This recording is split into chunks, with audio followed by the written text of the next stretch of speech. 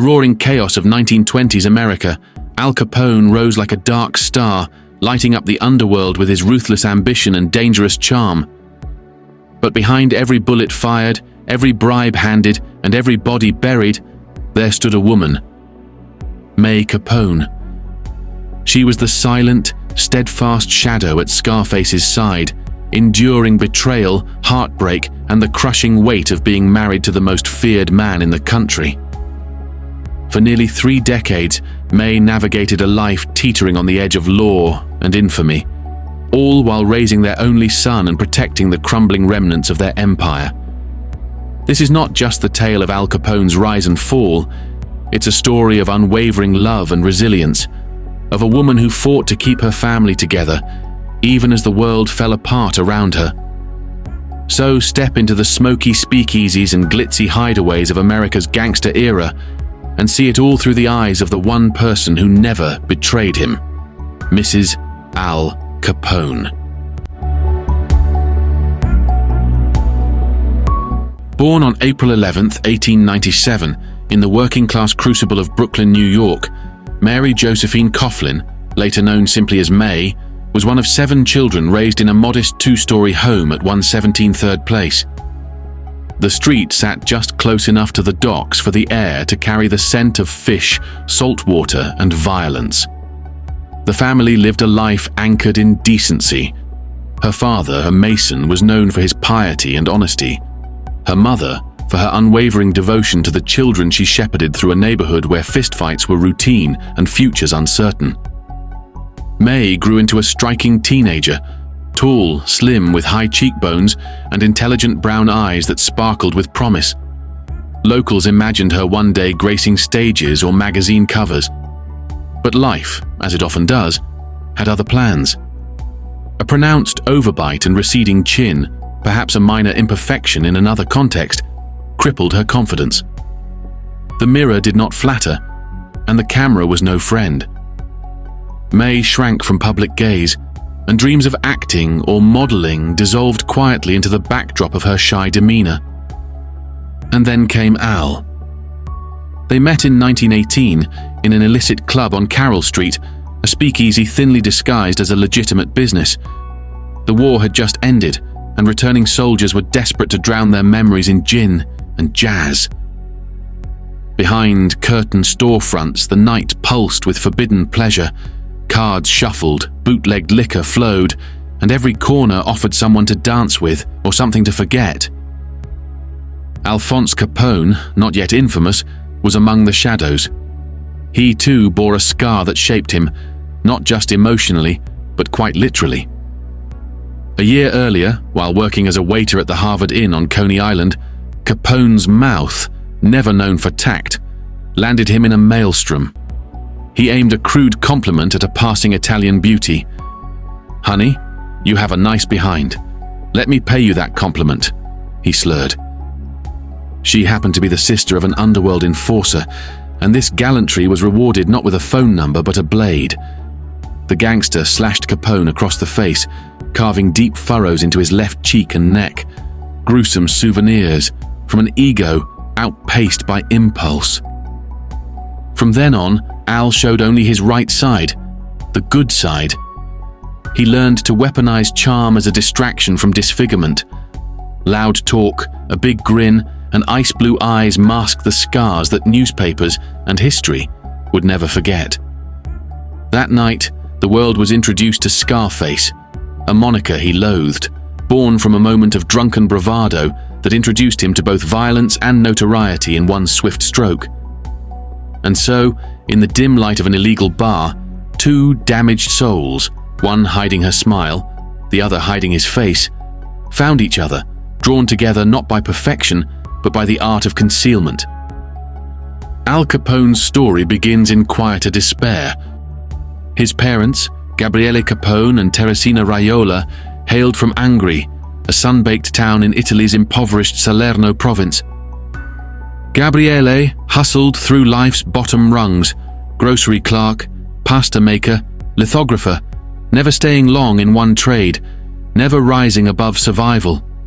Teresina, a devout Catholic and skilled seamstress, shared his poverty and his hopes. When she became pregnant with their second child, the couple made a choice common among the desperate.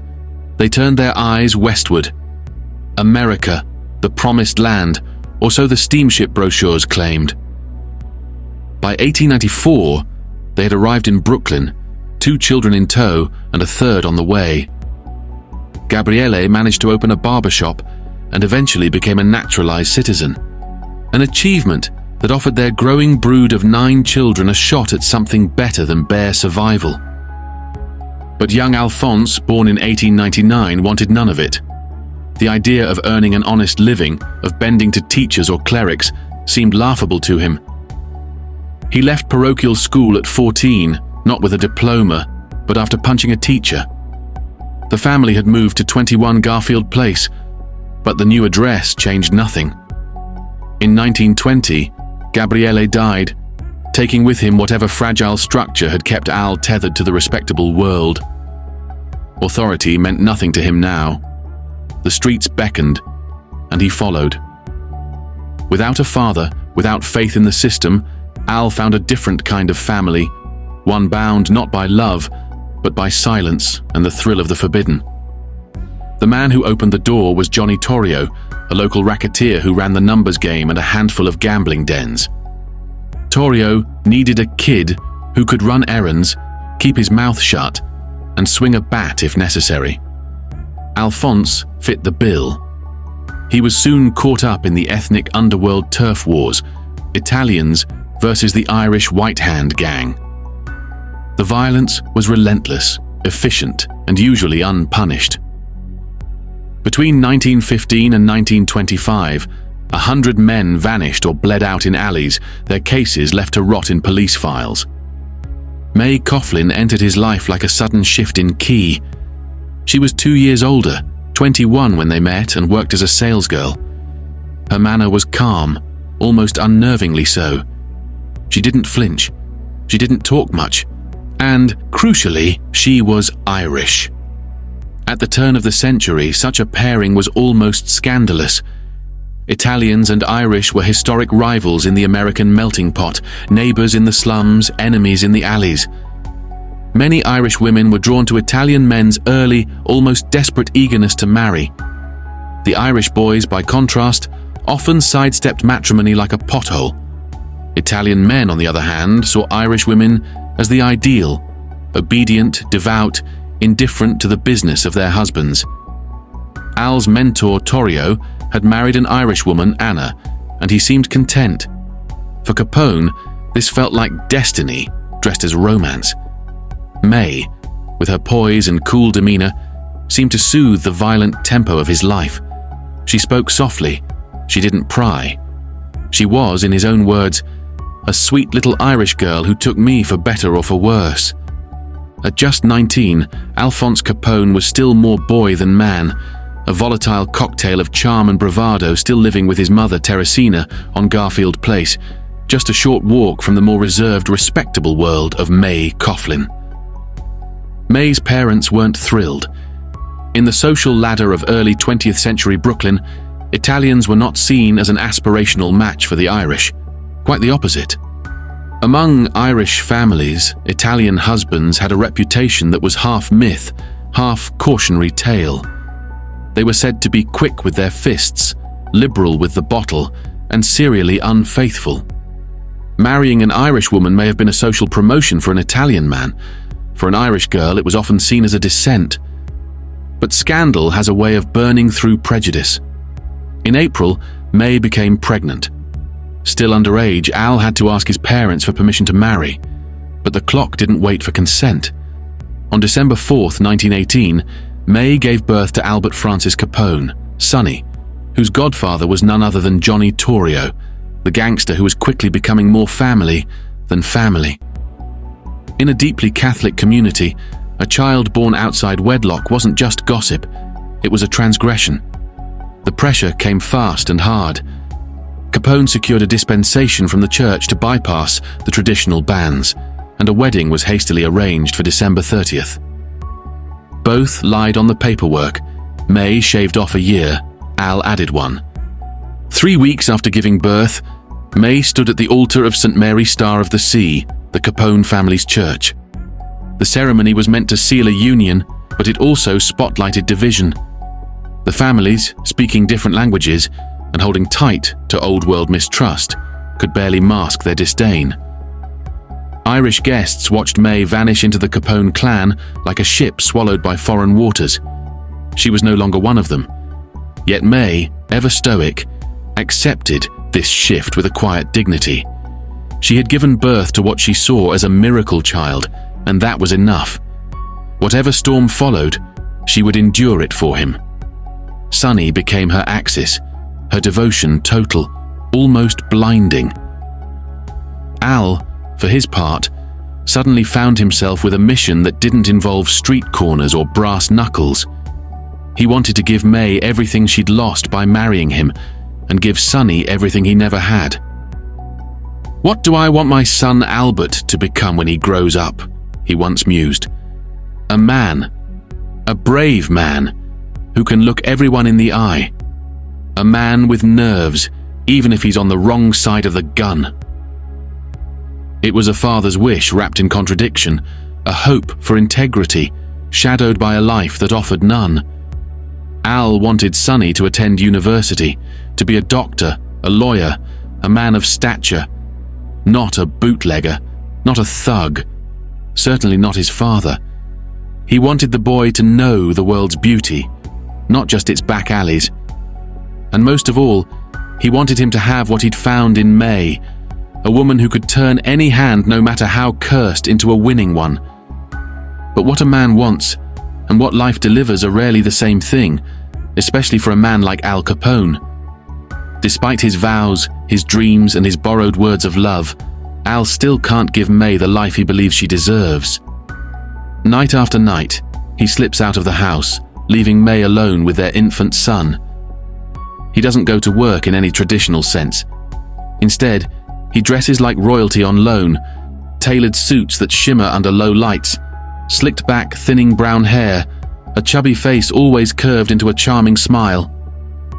He plays the host in backroom clubs, heavy with cigar smoke and perfume, greeting gamblers and gangsters alike, drawing them in with jokes, drinks, and empty promises. Then a window cracks open. Johnny Torrio, his mentor and now the godfather of his child, announces a move to Chicago. The East Coast, battered by law enforcement and intergang chaos, is no longer fertile ground. Chicago, Torrio claims, is untamed, unwatched, a city where empires could be born. Al doesn't hesitate. He follows. By the summer of 1923, Al and May are no longer just a young couple with a baby, they're homeowners. Their new house at 7244 South Prairie Avenue, a red brick two-story structure in a sunny, tidy neighborhood, feels like a fresh start. The street bustles with life, corner stores, vegetable stalls bursting with color, and a pace far gentler than Brooklyn's grit. For the first time, they own something. The house cost $15,000, with Al paying 3/4 in cash. The remaining $4,000? A loan co-signed by his mother, Teresa, who of course comes along for the move. Security comes first. Al installs thick iron bars on the windows and reinforces the front door with a wrought iron grille. Outside, it looks like a slice of the American dream. Inside, it resembles an Italian fortress, loud, crowded, and perpetually simmering. May tries to craft a home from the chaos, but privacy is a luxury rarely afforded to gangland royalty. The house overflows with Capones. Ralph Bottles, who handles the bottling operation, and Frank, whose specialty is silence, permanent silence. While Al prefers to bribe or bargain, Frank has a simpler solution. A dead man never talks. Then there's James, a walking contradiction who served in World War I and now works against bootleggers. And of course, Teresa, the indomitable matriarch who reigns from the first floor, speaking only Italian but understanding everything. May, quiet and reserved, is overwhelmed. In this thick stew of dialects, bravado, and blood ties, she barely registers. How does one assert herself among a dozen Capones? The kitchen, a sacred space in any Italian household, is not hers. May sits at the edge of the maelstrom, a ghost with a wedding ring, watching a family perform its unbreakable unity, its fortress of food, language, and noise, while she drifts just outside its walls. Her miracle child coos upstairs.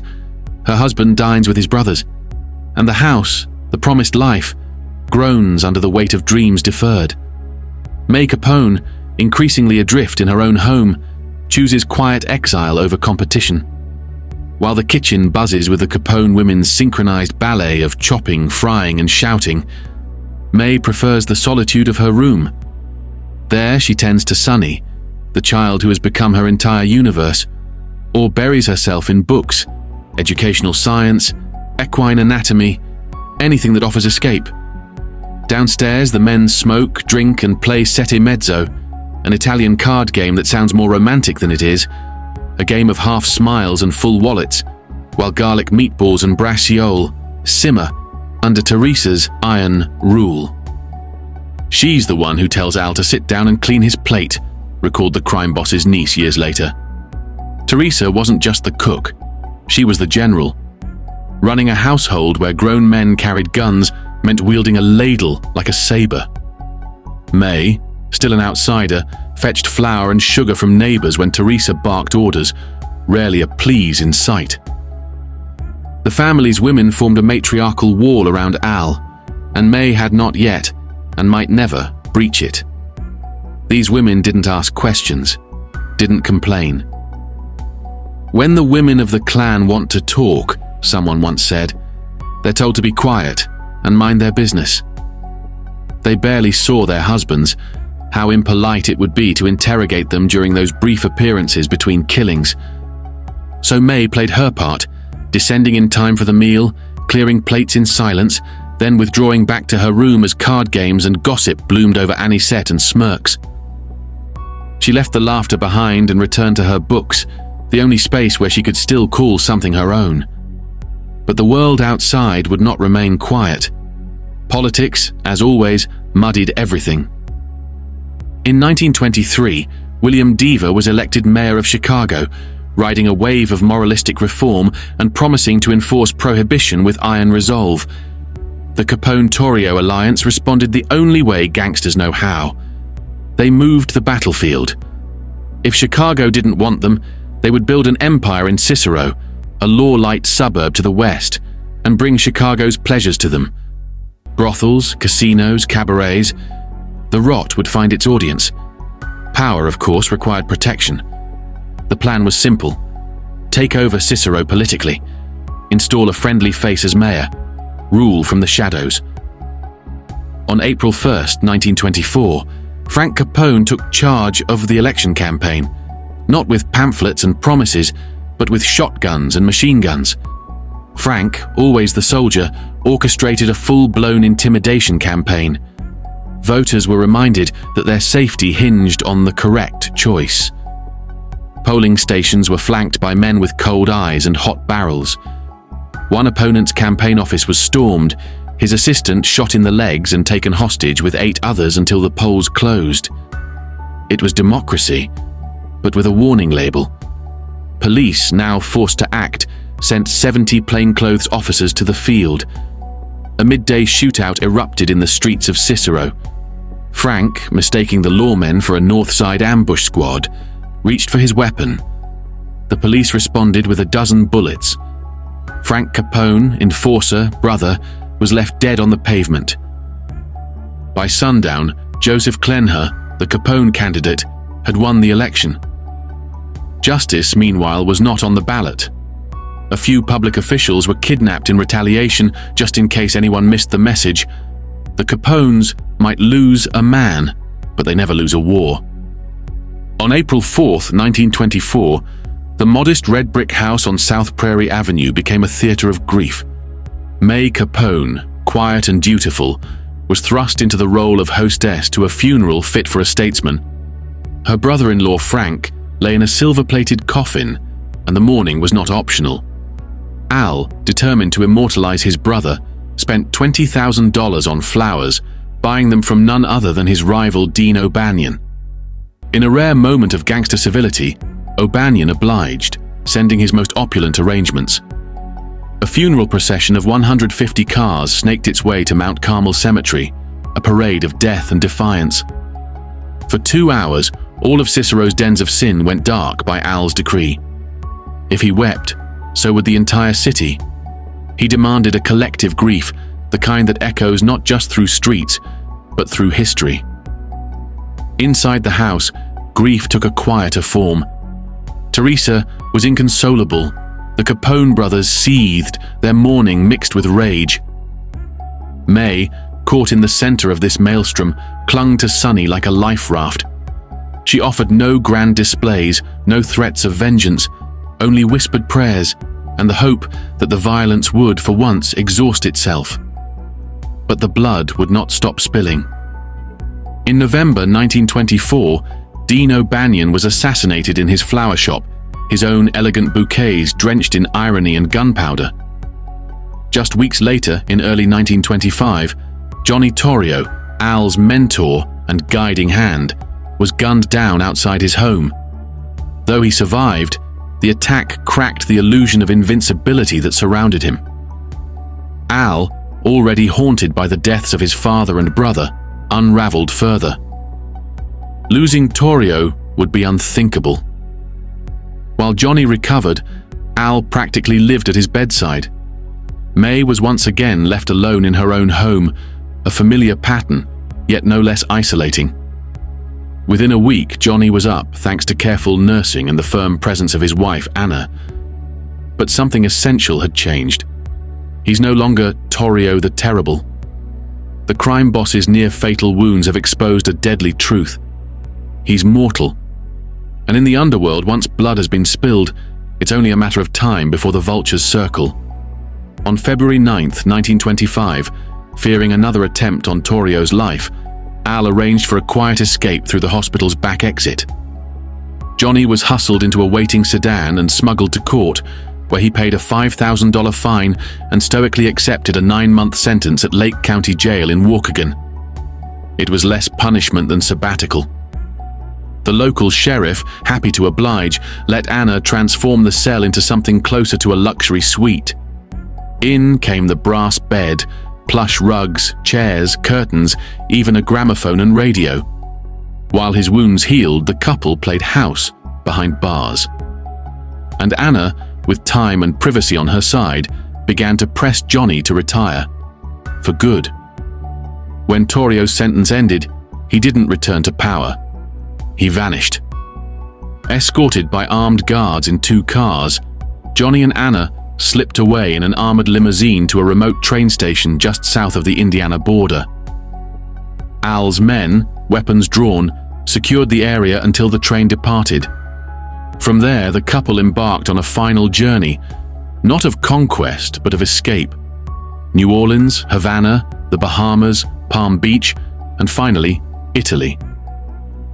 Johnny Torrio retired at 43, a man who had built empires in shadows, but chose exile over martyrdom. He left behind a crown, and Al Capone was ready to wear it. With Dean O'Banion 6 feet under and Johnny Torrio riding gondolas in Italy, Alphonse Capone took the crown he'd been circling for years. He was now the undisputed ruler of Chicago's underworld, a city with as many corpses as cops, and one where bullets often wrote the bylaws. Power like that does strange things to a man. It sparks introspection laced with justification, the kind that sounds less like remorse and more like a philosophical alibi. What does a man think about when he kills another man in a gang war? Maybe about God's idea of self-defense. Maybe it's just killing the guy who'd kill you first, or defending your business, your family. There are worse guys out there than me. One wonders if Mrs. Capone, quietly folding laundry while her son battles an infection that could end his life, finds these musings anything but hollow. At home, the real war was against illness. Sonny, now 7, had always been fragile. He was his mother's joy and terror rolled into one, the beloved child with a persistent ear infection that medicine could no longer soothe. Doctors, many of them, all said the same thing. Surgery was the only way. But it came with a brutal catch. If it worked, it might save him, but it would almost certainly cost him his hearing. May and Al clutched hope like a lifeline. They turned to New York, to the office of Dr. Lloyd at St. Nicholas Place. Al, with desperation disguised as generosity, threw out a figure. $100,000 if you save him. The actual cost, $1,000, but in fear, love loses count. On Christmas Eve, the boy was taken into surgery. May, the mother, prayed without pause. Her prayers found mercy. Sonny survived. He would hear the world, not all of it, but enough, thanks to a new and miraculous invention, the hearing aid. Exhausted, but relieved, the doctors advised May and Al to rest. And so, with her blessing, Al went out to unwind at the Adonis Social Club on 20th Street in Brooklyn, a speakeasy where Italians and Irish drank side by side, sometimes in peace, often on the edge of war. That edge snapped. The White Hand Gang, Irish rivals clinging to fading influence, stumbled into the club, drunk and looking for blood. They hurled slurs and baited the Italians with venom. Al's crew held their peace. But then came the women, Irish girls with Italian fiancés, and one gang member sneered, "Come back and taste white men, for God's sake." That was the spark. The lights died. Chaos bloomed. When the lights flickered back on, the floor was sticky with the blood of 3 Irishmen and several Italians. The police arrived to find a room full of amnesiacs. No one saw anything. No one knew anyone. Capone was arrested. "My wife told me to go, said it would do me good," he told the cops. "We barely walked in when 6 guys rushed us. They started shooting. 2 of my friends were killed. 1 got hit in the leg. I spent Christmas in jail." It was a holiday no one would forget. May had her son alive but permanently changed. Al sat behind bars, caught in another gang war dressed up as a night out. And though May clung to her son with the same devotion she always had, something inside her knew she could no longer pretend the storm was outside. It was in the halls of her home. It had stained her Christmas. But Sonny would live, and that, for May Capone, was enough. How could May not forgive him? When Al wasn't behind bars or behind lies, he could be undeniably the kind of man a woman might cling to for sanity, charming, attentive, absurdly generous. Every year, like a crime world Kris Kringle, he turned up at Mafalda's private school in a chauffeured sleigh of stolen goodwill. Wearing a fine felt hat and a custom suit, more suited to a Senate hearing than a schoolyard, he distributed baskets brimming with candy and gifts to ecstatic children. Even the teachers weren't forgotten. Smiles bought with cigars and boxes of sweets, more effective than any bribe slipped in an envelope. In that moment, suspicion evaporated. No one ever interrogates generosity. To the neighbors, he was a mystery wrapped in a pleasant smile, calling himself a furniture dealer. No one really believed him, but they didn't need to.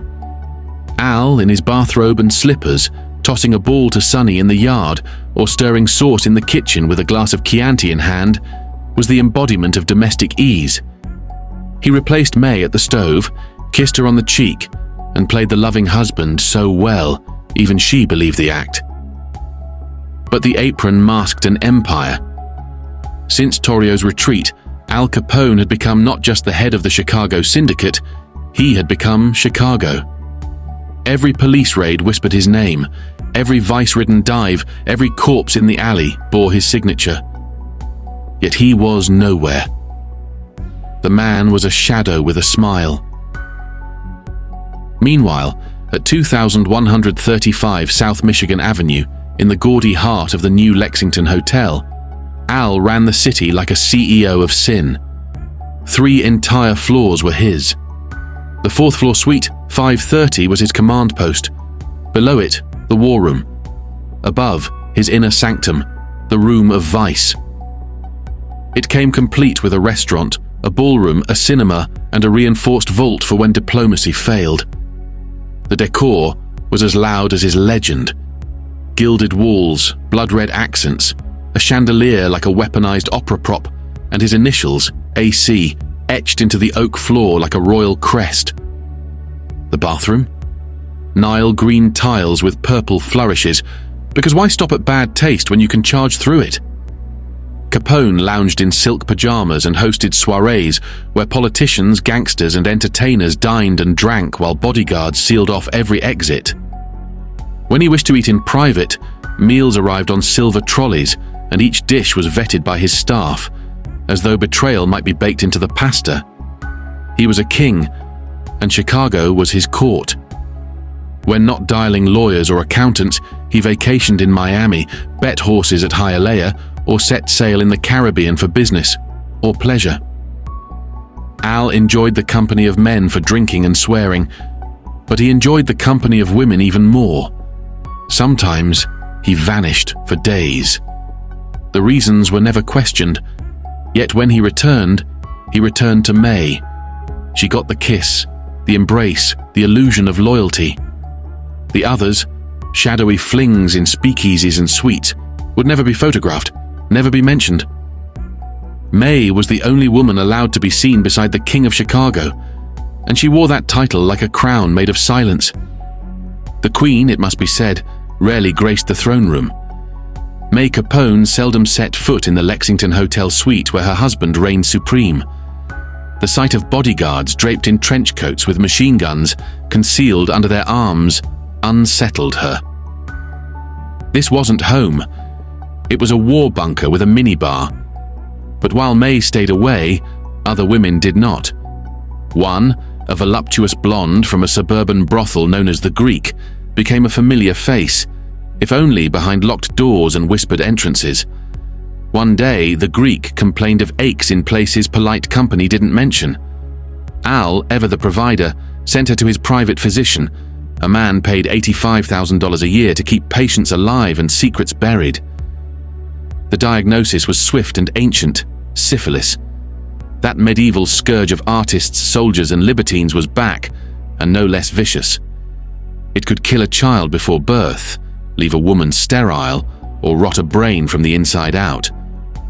Treatment meant injections of arsphenamine, an arsenic compound that offered false hope in a world of incurable disease.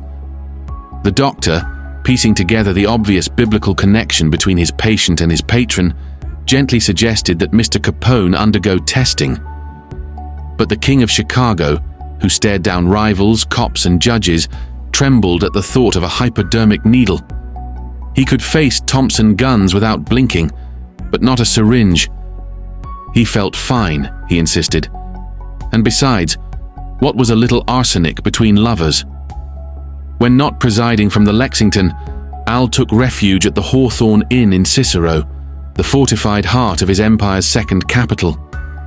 The mansion at 1600 South Austin Boulevard, with its steel doors, tunnel-connected garage, and 8-foot-high privacy wall, looked less like a house and more like a militarized estate. Inside, it was more of the same: liquor, laughter, and the constant shuffling of men with secrets in their pockets. To reporters, Al played the weary patriarch. The double life was exhausting, he said. The cat-and-mouse games between Chicago and Cicero were wearing him thin, straining his time with May. He saw her only 4 or 5 times a week now. That alone, he suggested, was punishment enough. But what grated more than exile was image. The newspapers, those meddlesome myth-makers, had crowned him Scarface, a nickname he loathed. He preferred the Big Fellow, a title that sounded more affable, less carved in blood. He used his charm as camouflage, a way to erase the jagged scar lines and lull strangers into forgetting the violence that trailed him like smoke. And May? What did she make of this man who needed to seduce every room he entered, be it full of cops, crooks, or call girls? No one really knows. One associate offered this: either she was too smart to complain, or too scared to speak. All she knew was that her husband sold fruit, or had a flower shop, or maybe ran a butcher store. That was it. Among men who built their kingdoms on loyalty and silence, women were cloaked in a different kind of invisibility. No one asked about their bruises, visible or otherwise. Yet no matter how far Al strayed, he always returned to May. And he always tried in his way to soothe the sting of betrayal, as if a kiss on the forehead could erase the lipstick on his collar.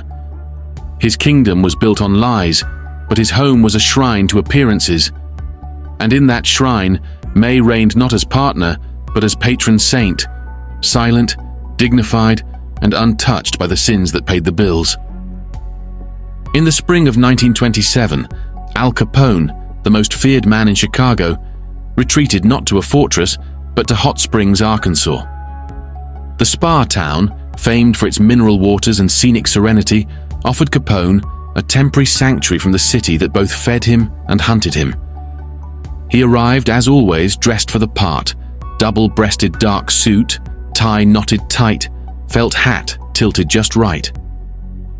Next to him, May posed dutifully for photos as they toured the springs like just another middle-class couple on holiday. One snapshot captures them in a donkey-drawn carriage in front of the aptly named Merry Hole. The donkey looks exhausted. May resigned. Al content. By day, Capone soaked in hot baths, played golf, and enjoyed the genteel trappings of bourgeois bliss. By night, the mask came off. He gambled with reckless abandon, $50,000 in one night, $58,000 the next. This wasn't recreation, it was a ritual. His golf partner wasn't May, but Vincent Drucci, the new head of the North Side Gang and a man who'd once tried to kill him. Drucci, the schemer, was no lightweight. Born in 1898, he'd served in the Navy during World War I before graduating to petty crime, then full-fledged bootlegging. His daring eyes and thick eyebrows masked a ruthless ambition. He'd been part of the ambush that killed Capone's driver and had helped orchestrate the attack that nearly ended Johnny Torrio. His presence in Hot Springs was no coincidence. While Capone lounged, politics roared in Chicago. The upcoming mayoral election loomed large. Capone, still stinging from Democrat William Deaver's crackdown, was all in for Republican William Hale, Big Bill Thompson, a man more amenable to organized vice. With Thompson having won the first round on February 22nd, Al wisely kept out of the crossfire, awaiting the April 5th showdown. Drucci, however, saw Capone's rural retreat as an opening. He smuggled an arsenal into Hot Springs, shotguns, automatics, enough firepower to start a war. On March 14, 1927, in what was considered neutral territory in the underworld, a city where no gangster was supposed to be armed, he tried to kill Capone in broad daylight. But once again, May's quiet prayers won the day. Al walked away untouched. Drucci disappeared. No one spoke. Silence, after all, was the foundation of their world. Good enemies made good business. Capone's outfit, nicknamed for their sharp suits and sharper operations, was now estimated by federal prosecutors to pull in $105 million a year. That level of wealth didn't just fund palaces, it bought silence, protection, and immunity. But silence ended on April 4th. Drucci, in a final act of chaos, was caught vandalizing a polling station on the eve of the runoff election. Chicago turned into an armed camp, 5,000 police, bombed candidate headquarters, and snipers atop rooftops. Dragged to court by an officer who gripped him too hard, Drucci fought back. Handcuffed and livid, he hurled insults. The cop responded with a fist. Drucci resisted. The officer drew his gun. The schemer was shot in the leg, stomach, and arm. He collapsed, his ambition bleeding out on the courtroom floor. In true mob fashion, Drucci's funeral was a spectacle.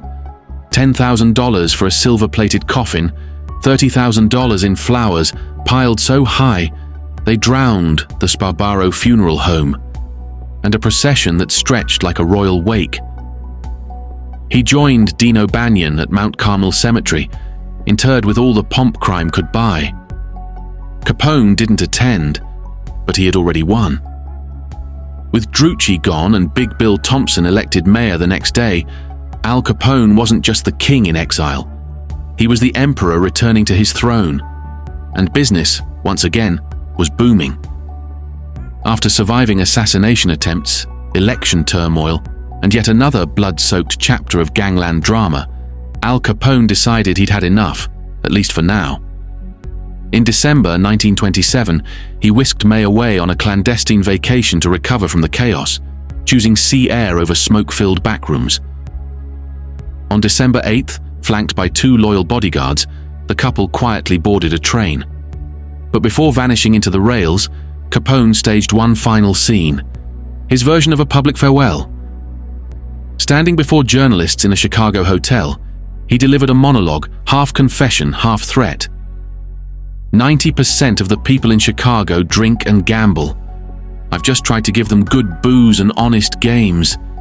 And how am I thanked? I've spent the best years of my life as a public benefactor, and now I live like a hunted man.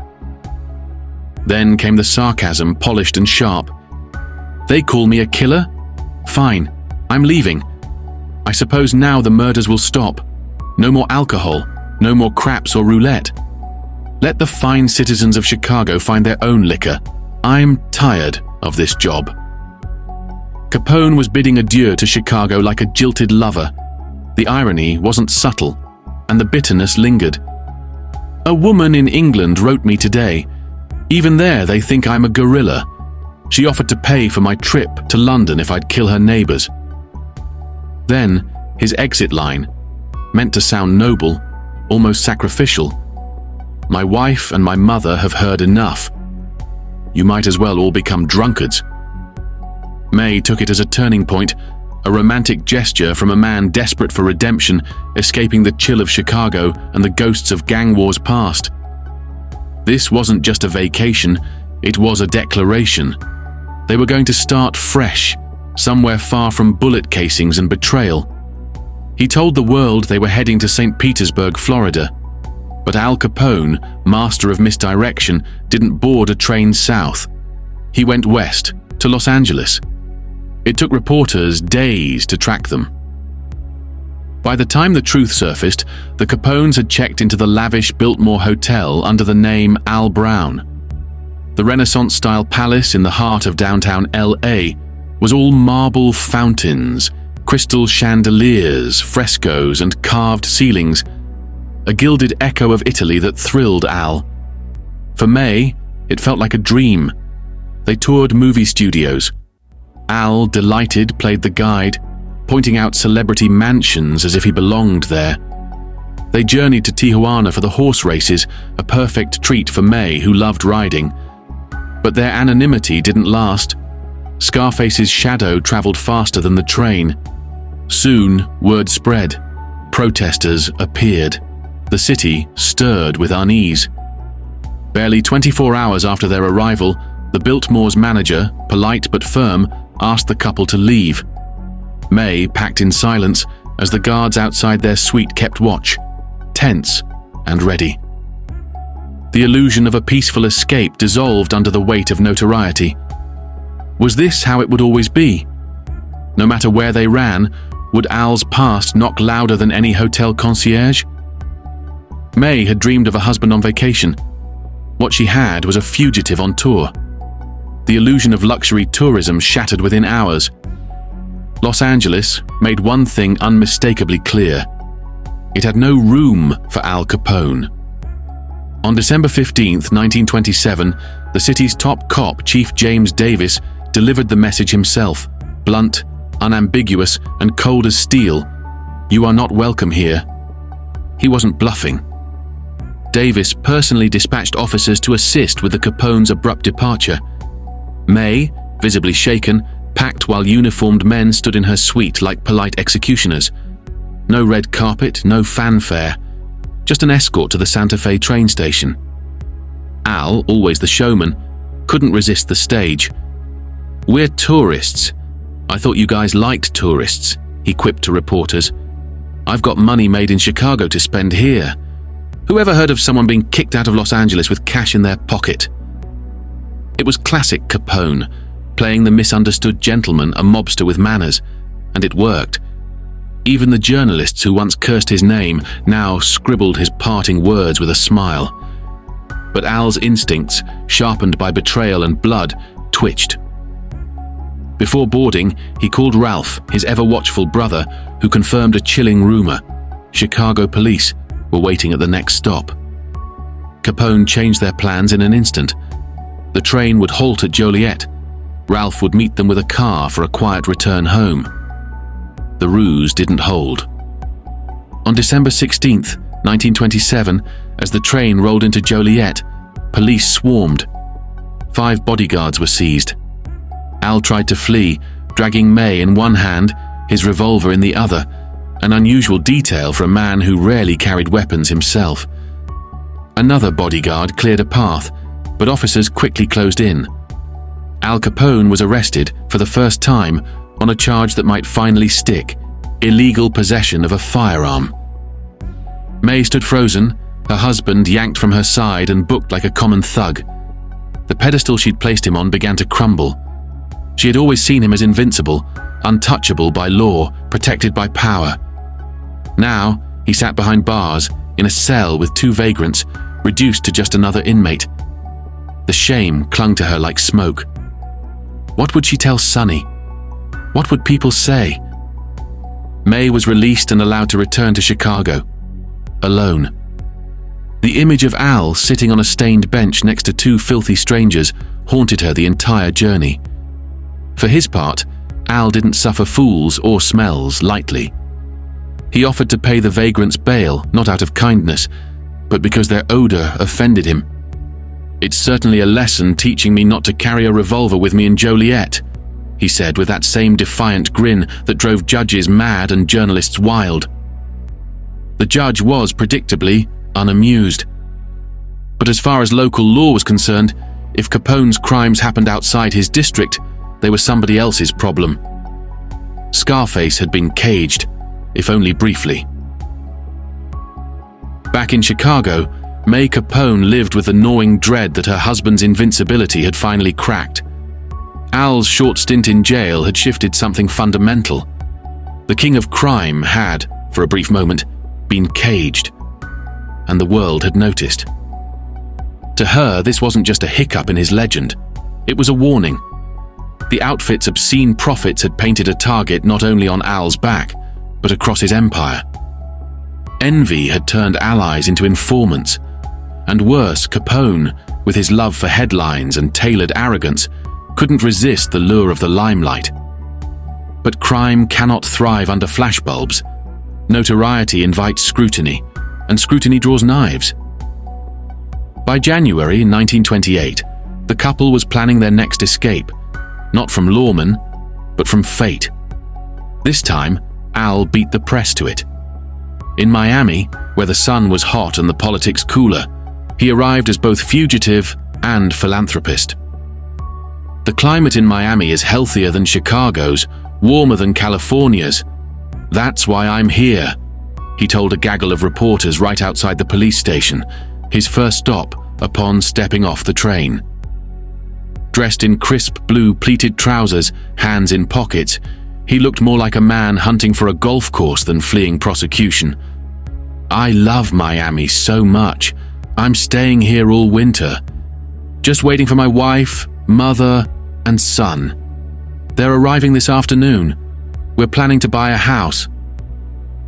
The line might have been funny had it not been delivered on the precinct steps. But Al knew how to play the game. By preemptively checking in with the police, he outmaneuvered them. No raids, no headlines, just a criminal with a very sunny excuse. May, Sonny, and Mama Capone joined him soon after. They rented a seaside bungalow for $2,500 for the season. May strolled with Sonny freely, unbothered by tailing detectives. The sea air, warm and anonymous, gave her back a freedom she hadn't tasted since Brooklyn. But paradise doesn't come without whispers. The bungalow's owner was horrified to learn that the genteel Browns were actually the Capones. She expected wild parties, machine guns under mattresses, and mobsters swimming in gin. What she got instead was a house cleaner than when it had been rented, adorned with porcelain, silverware, and a few bottles of wine left like parting gifts. Then came the phone bill, hundreds of dollars in long-distance calls to Chicago. Rage turned to opportunity. She was ready to complain to the press. But before she could, a Cadillac Cunningham rolled up to her door. Out stepped a slim, sun-kissed blonde. "I'm Mrs. Capone," said the soft voice. She handed over $1,000. "Keep the change. We may have broken a few things. This should cover it." Scandal averted. The coast had worked its magic. The Capones weren't just vacationing, they were relocating. Al fell for a neoclassical gem at 93 Palm Avenue on Palm Island, a man-made slice of paradise floating in Biscayne Bay. The house, built in 1922 by a beer magnate, how poetic, boasted white stucco, a green-tiled roof, mosaic patios, a private dock and 14 bedrooms. Capone agreed to buy it for $40,000, paying in 4 annual installments at 8% interest. Even the mayor lent a hand. But true to form, Al left no paper trail, no license, no deed, no account, just whispers and winks. His survival depended on vanishing in plain sight. He had traded the bitter winds of Chicago for the illusion of peace. And for May, that illusion, however thin, was worth everything. On April 4th, 1928, the deed to 93 Palm Avenue was filed not under the name of the most feared gangster in America, but under his wife's. May Capone, in one clean stroke of penmanship and legal sleight of hand, became the official owner of a fortified island palace, cloaked in subtropical calm and 2.5-meter concrete walls, built not for privacy, but survival. For Al, the walls were protection from machine gun fire. For May, they marked the border between chaos and sanctuary. Inside, May began transforming the fortress into her own Versailles. Her first move, aesthetic diplomacy. She ordered the construction of a lily pond with an arched bridge, a nod to Monet's serenity, not her husband's notoriety. A mosaic-tiled pool, one of the largest on the Florida coast, shimmered beneath the palms, complete with a 2-story changing pavilion. While Al secured the perimeter, May claimed the soul of the house. She chose curtains, brass light fixtures, and Art Deco flourishes. Shopping became a compulsion, a freedom she had long been denied under the shadow of Teresa and Mafalda. And the local merchants were only too happy to feed the fantasy. Cash flowed as easily as the wine in Al's cellar. But the Capones didn't come to integrate. When they entertained, it was strictly on their terms. A few close friends, some potential allies. To the surprise of their guests, revolutionary hardware, submachine guns, rested alongside Rococo armchairs. May, now accustomed to grandeur, still grimaced at the presence of those gorillas trailing them through town. Al played the affable host. For Sonny's birthday, 50 classmates descended upon the island estate. The gangster's mansion, decked in balloons and streamers, became a wonderland. Children splashed in the enormous pool, everyone except Sonny, who couldn't swim. May watched like a lifeguard and a mother hen, urging the others not to leave her boy behind. The feast? Fried chicken, cakes, soda, simple Americana soaked in irony. Permission slips had been required. The Godfather, after all, knew liability. Al slipped comfortably into his roles as doting father and attentive husband. May watched him beam on his new speedboat, the sea wind whipping his slicked-back hair. May, now fully in command of her domain, moved with the ease of a society matron. No in-laws to overshadow her, no mob wives to obey. She was chauffeur-driven in a gleaming blue Cadillac, served by a household of black staff in the segregationist South. Her dream life had arrived, gilded and guarded. But Florida, like Chicago, does not suffer illusions for long. The peace shattered when the deed, signed in her name, surfaced in public records. The press pounced. So much for discretion. The arrangement sparked scandal. The mayor, who had quietly facilitated Capone's acquisition, found himself hounded. Outrage spread. The Capones, who had aimed for anonymity, were once again infamous. May's paradise, her private Trianon, now lay under siege, not by bullets this time, but by headlines. As 1928 gave way to 1929, May Capone clung desperately to the last threads of peace on Palm Island. 5 police officers now trailed her husband's every step, ordered by a city council eager to be rid of him. But back in Chicago, a reckoning brewed. On March 12, 1929, Capone was ordered to testify before a grand jury investigating the Valentine's Day massacre, the bloodbath that left 7 men dead and police stunned. It was a chance to corner Scarface at last. But his lawyers produced a convenient illness. Bronchopneumonia, allegedly contracted in Miami, had left him bedridden for over a month. The judge showed mercy. Al was re-summoned for March 20th, but federal agents smelled deceit. They tracked his footprints from the horse tracks of Miami to sun-drenched outings in the Bimini Islands and Nassau. He'd been gallivanting across the tropics with a vitality that mocked his forged sickbed. If he skipped the second summons, they would come for him. Finally, it seemed, the walls were closing in. Capone, however, returned to Chicago with his usual flair. He appeared on March 20th, then again on March 27th, testifying and walking free.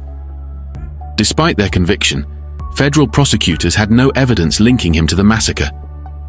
Frustrated, they changed their angle. As he left the courtroom, federal agents pounced. The charge? Contempt of court. A technicality, tiny in comparison to his actual crimes, but with teeth. 1 year in prison, $1,000 fine. Al, never one to carry just a few bucks, coolly dropped $5,000 on the desk and strolled out. But the hunt had begun. That May, Capone attended what would become the founding moment of the modern American underworld, the Atlantic City Conference. 40 of the most powerful gangsters in the country convened in secret, not to exchange pleasantries, but to forge a mafia federation, the Syndicate. Jewish, Irish, Italian, and American mobs agreed to unite against their common enemy, the US government. After the summit, he and his bodyguards headed toward New York. Somewhere south of Camden, New Jersey, their car broke down. Stranded, they caught a movie at the Stanley Theatre in Philadelphia while waiting for a train. At 8:15 p.m., as the lights came on, 2 local officers spotted Capone and moved in. Al, in typical deadpan, greeted them. "Good evening. I have a gun on me." So did his bodyguard, Frankie Rio. That was enough. Brought immediately before a judge, Capone met a man immune to charm or fear. Authorities in some cities may fear you, but not in Philadelphia. Al Capone, Philadelphia isn't afraid of you, and neither am I. You're a killer. My only regret is that you're not here on charges that would allow me to rid this country of you. The gavel dropped with a $35,000 bail, steep, even for Scarface. He whistled in admiration. At last, someone had assigned him a price tag worthy of the myth. With just $30 in his pocket, the man who once commanded Chicago like a medieval lord was forced to spend the night in a Philadelphia jail. By morning, he was before the judge again, still standing tall, still smiling. "Well, this is what I call a city. They work fast here," he joked, his tone balancing on the knife edge between defiance and admiration. To the press, he projected confidence bordering on theatrical arrogance. "I'll be cleared," he told them. "No charge has ever been brought against me that hasn't been quashed." But when investigators pressed him, "Why the gun?" the tone shifted.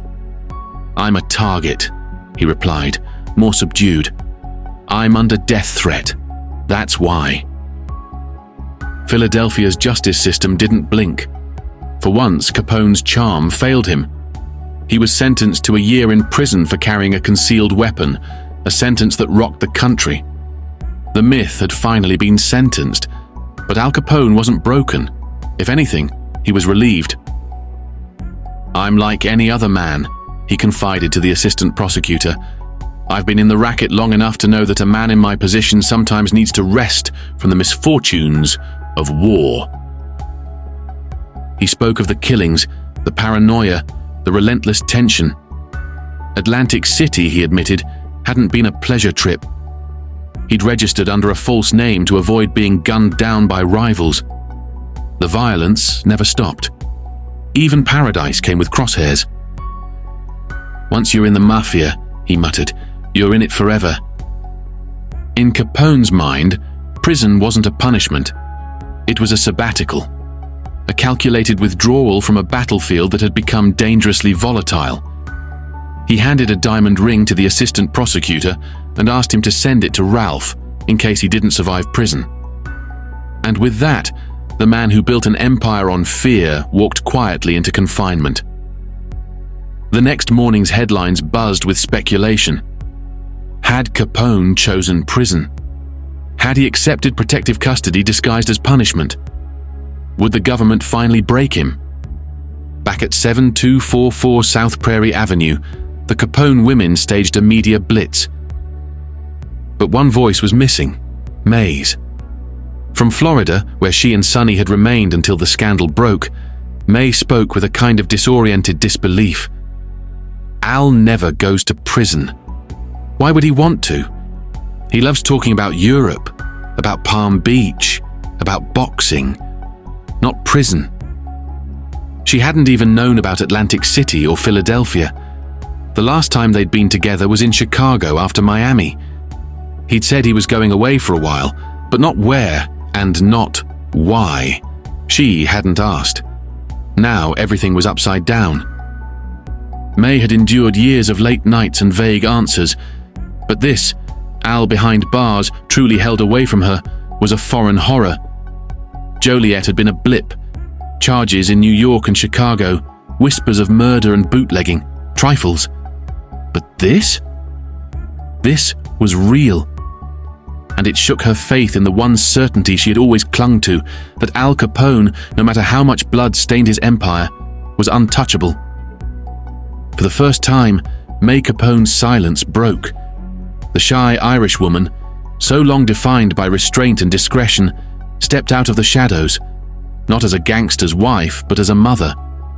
America's Mrs. Scarface now spoke directly to the nation, and not with defiance, but with heartbreak. Their son, Sonny, just 11, came home crying each day, mocked by classmates for being the child of a murderer. "It's more than he can bear. It's more than I can bear," she told the press. "His heart is broken, and he doesn't understand. I'm a real mother, and I suffer with him. Can anything be done?" It was not a legal plea. It was maternal anguish, a desperate attempt to show the country that behind Al Capone's shadow loomed a woman and a child bruised by the spotlight. Joined by Teresa and Mafalda, May even found the courage to visit Al at Holmesburg Penitentiary, ready to uproot her life to stay near him. But the cruel arithmetic of prison life allowed only one visit per month. Mail could arrive endlessly, but replies were rationed, 2 per month. Even Scarface had to bow to the bureaucracy. Still, Al had no intention of serving his sentence quietly. He offered a $50,000 reward to any lawyer who could spring him. "The worst part is the constant reminder that I'm in prison," he told anyone who'd listen. "The less I say, the faster they'll forget." But the man who once made himself unforgettable could no longer disappear. Desperation, paranoia, and indignation bled from his jail cell. "I just want to visit my wife and my son," he cried. "I feel very, very bad. I've never done anything wrong. I'm going back to Chicago. No one can stop me unless they shoot me in the head." By August, the government quietly moved him to the imposing Eastern State Penitentiary, a medieval fortress of turrets and thick stone walls. The real reason? Assassination threats. there were whispers that enemies inside Holmesburg were planning to finish what Chicago rivals had failed to do. But May wasn't told. All she knew was that she could now visit more often. Inside Eastern State, Al shed the gangster armor for something closer to comfort. He donned the standard-issue canvas blue, but his cell told another story. Rugs, oil paintings, a polished wood desk, and an upholstered armchair turned his prison into a private suite. He read Napoleon's biography and played the part of philosopher king behind bars. At Christmas, he donated food baskets and bought raffle tickets for charity. Even in confinement, Al Capone understood optics. On March 17, 1930, at the Little Florence restaurant, the king returned. He greeted guests with theatrical cheer. "Make yourselves comfortable. The others will be here soon." His release for good behavior was more than a homecoming. It was a coronation. At 31, Al Capone had faced prison, stared it down, and walked out with his legend intact. The celebration blurred the lines between intimacy and intimidation. 200 guests filled a banquet hall transformed into a single long table, lined with white linen, silverware, and flower arrangements. In a back room, a hidden speakeasy poured champagne and contraband beer. Then came the Capone women. Teresa, May, and Mafalda entered arm in arm, a triumphant procession of power and matriarchy. The contrast between the two matriarchs, Neapolitan and Irish, was striking. Teresa, dark, round, smiling, sparkled with diamonds. May, pale and slender, said little. Her greying hair betrayed the toll of years spent in fear. She smiled, but her eyes never left Al. And when he asked for more champagne, she grimaced. He laughed. She smiled again. But the worry in her face never left. She feared, rightly, that this banquet might be short-lived. The police were waiting. Upon his release, the chief of police made it clear Capone was no longer welcome in Chicago. Stay, and he'd be arrested again. Days later, Miami police raided his Palm Island villa, seizing every bottle they found. In Chicago, over 300 men suspected of being tied to Capone were rounded up, some armed to the teeth, others merely loyal. The empire was cracking.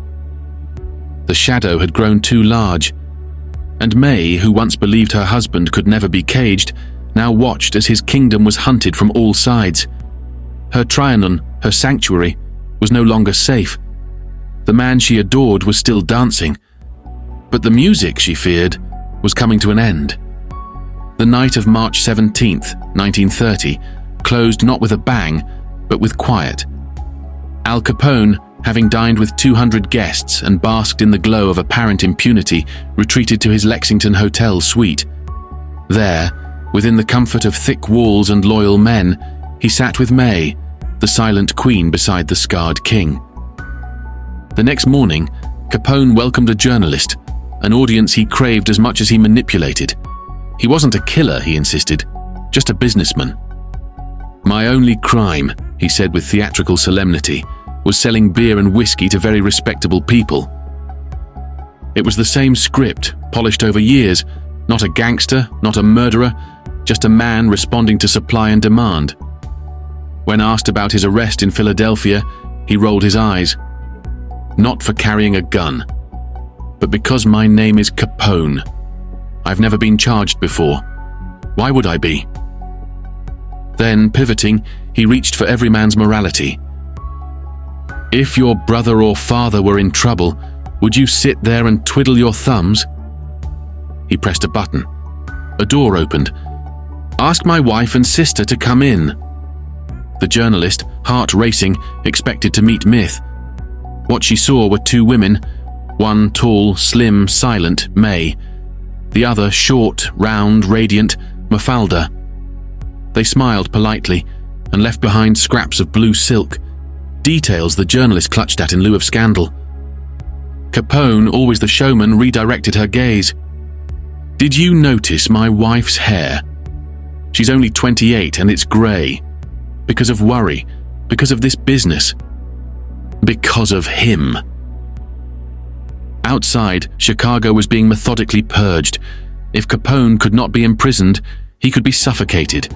His name was no longer just a target, it was the bullseye. But May didn't know what was coming. Not yet. In the White House, President Herbert Hoover had long lost patience. Chicago's blood ran too freely. Capone's wealth was now estimated at $75 million, his influence unmatched. The law failed. The witnesses vanished. The bullets never missed. But if his empire was built on money, then money would be the key. "It is ironic," Hoover remarked, "that a man guilty of hundreds of murders should be punished simply for failing to comply with tax laws." And so a new war began, not of guns, but of ledgers. To carry out this financial crusade, the Bureau of Investigation turned to Alexander Jamie, who pointed to a young man still living with his parents, earning $2,800 a year, his son-in-law, Eliot Ness. Ness was no gangster. Clean-cut, soft-spoken, with a middle part and a degree in economics, he looked more like a bank teller than a bounty hunter. But beneath the Boy Scout exterior was resolve honed in raids and barroom brawls. On September 28, 1929, Ness received his marching orders: destroy the Capone machine from the inside out. Not with bullets, but with paperwork. He was given carte blanche to assemble a team, outsiders, incorruptible, unseduced by cash or fear. Most would be under 30. None would be married. The mission would consume them. In a city where 1/3 of prohibition agents had already sold their loyalty to Capone, Ness would build something new, a brotherhood immune to bribery. A small, unbreakable unit. They would become legend. But to Al Capone, they would become something worse. They would become a threat he could not buy. Eliot Ness, the untouchable face of the government's war against Al Capone, had broken his own rule before the battle had even begun. In defiance of his directive to remain single, free of the distractions and vulnerabilities that love brings, he married Edna Staley, his high school sweetheart. Their romance bloomed quietly, away from the grit of raids and wiretaps, in the soft-lit corridors of her secretarial job at Alexander Jamie's office. Within months, he proposed over dinner in a grand Chicago restaurant on her 23rd birthday. The marriage, humble and civil, was not meant to be a political act, but it would become one. Their life was quaint, even idyllic. Opera on the radio, Conan Doyle on the floor, 6 cats prowling the modest Cleveland villa. Ness, the man who would try to tear down the criminal colossus of Chicago, spent his nights not polishing pistols but sharing poetry. For Edna, this was the dream. Security, literature, weekends by Lake Erie and dinners at the Vogue Room. But dreams collapse quickly under the weight of a public war. March 17, 1930. While Scarface holds court at Little Florence, Eliot Ness is preparing for war. Capone's empire of breweries, bullets, and blood must fall, and Ness's squad, hand-picked and incorruptible, is ready to strike. Capone responds the only way he knows how, with money. A quiet intermediary approaches Ness with an envelope, 2 $1,000 bills, and a weekly promise of more if he just looks the other way. For Capone, it's business as usual. For Ness, it's a declaration of war. "Tell them that Ness cannot be bought," he roars. "Not for $2,000 a week, not for $10,000, not for $100,000, not for all the money that has ever passed through their greasy hands." But incorruptibility is not invincibility. Wiretaps confirm the inevitable. Capone has put a target on Ness. The outfit plots not to bribe him but to bury him. Ness acts fast. Edna, his love, his mistake, is moved to a secure hotel south of the city with armed guards and 6 bewildered cats. The comfort of bourgeois life is shattered. Edna, like May before her, becomes a prisoner of her husband's enemies. One night, Ness makes the error of reaching for a normal life. He picks her up, takes her to dinner, and drives into the countryside. Behind them, headlights emerge, relentless. A tale. He weaves through back roads, avoiding speed and sudden moves, terrified of a stray bullet. But chivalry clashes with war. Edna, sensing the strangeness of their endless drive, questions him. He lies. He must. When she's safely back at the hotel, he readies himself. Moments later, the tail draws close. A shot cracks the night air. Ness floors the gas, swerves, returns fire. Another shot, another miss. The shadows vanish, but the message remains. They could have taken him. Or worse, her.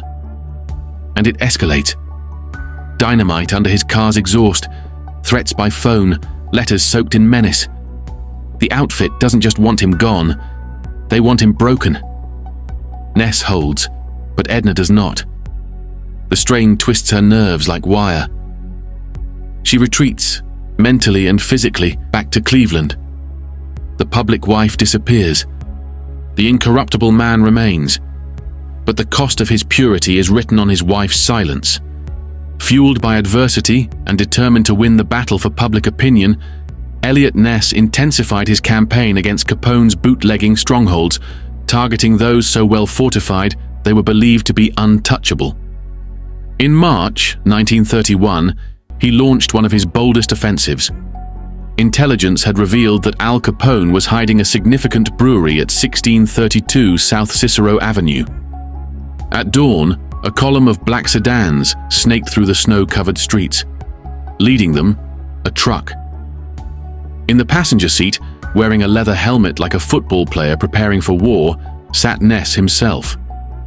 The plan was as brutal as it was symbolic. If the doors would not open, they would be shattered. Ness raised his hand. The driver floored the accelerator. With a deafening roar of metal, wood, and rubber, the truck crashed into Capone's kingdom, smashing through its barricades.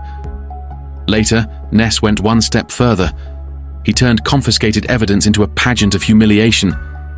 Beer barrels, Capone's liquid gold, were loaded onto trucks and paraded through the streets of Chicago. Ness, never missing a theatrical opportunity, called the Lexington Hotel personally that morning, asked for Capone, and advised him to look out the window at precisely 11 a.m. Every truck gleamed like a showroom model. The Untouchables rode in the lead car, followed by vehicles seized from Capone's own fleet.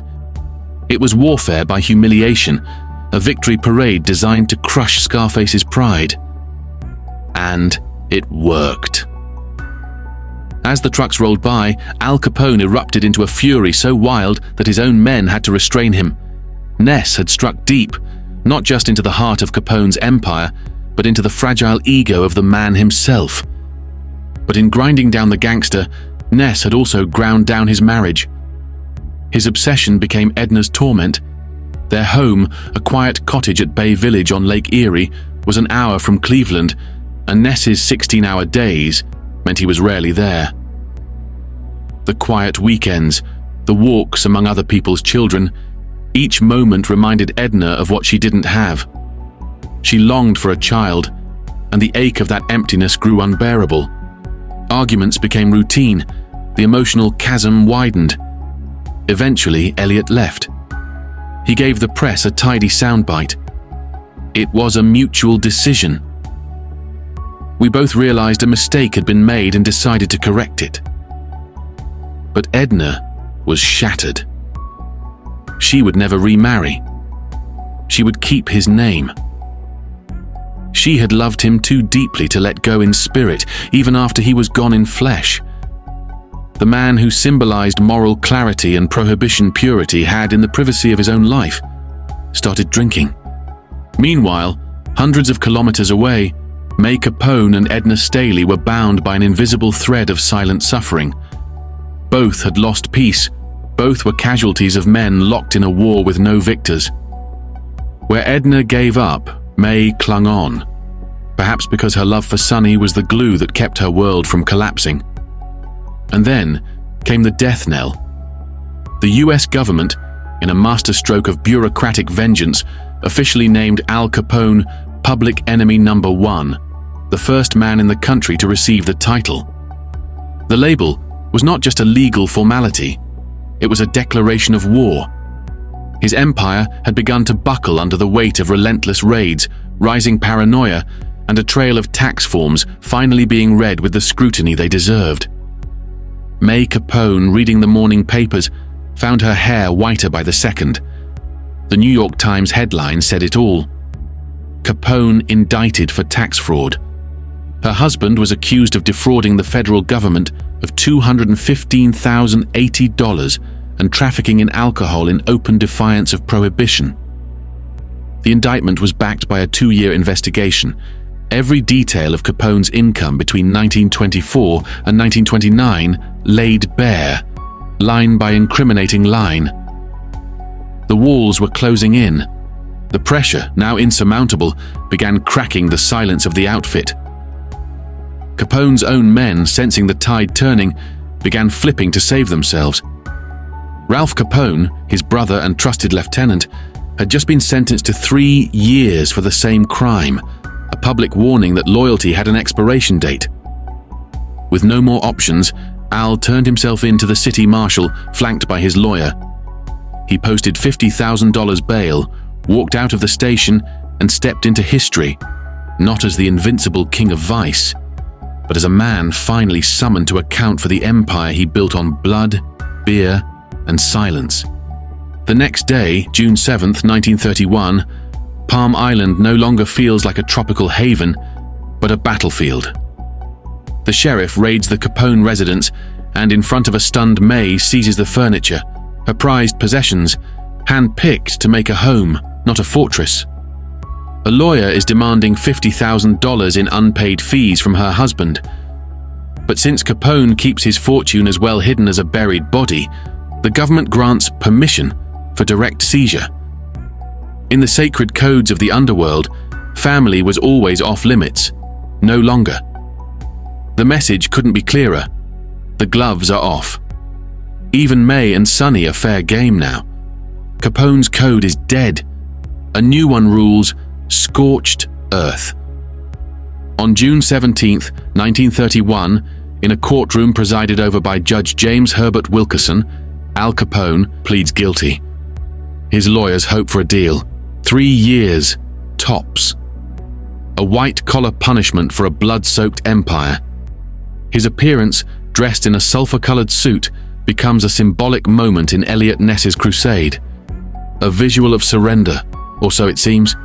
2 weeks later, on June 30th, Capone wrings one last delay from the court. Just 1 more month to be near his ailing son. The trial is now set for October 6th. Sympathy, like bribery, is a currency Capone knows how to spend. That morning, Al wakes at 7:45 in his suite at the Lexington Hotel. He showers, shaves, and dresses in a tailored blue suit. May and Sonny, flown in from Miami, are present. But the lawyers decide May should stay behind. Not because she lacks loyalty, because she lacks stage presence. Too timid, too pale under the flashbulbs. Her sadness, sincere and bottomless, would be a liability. She stays behind, watching the man she married walk alone into history.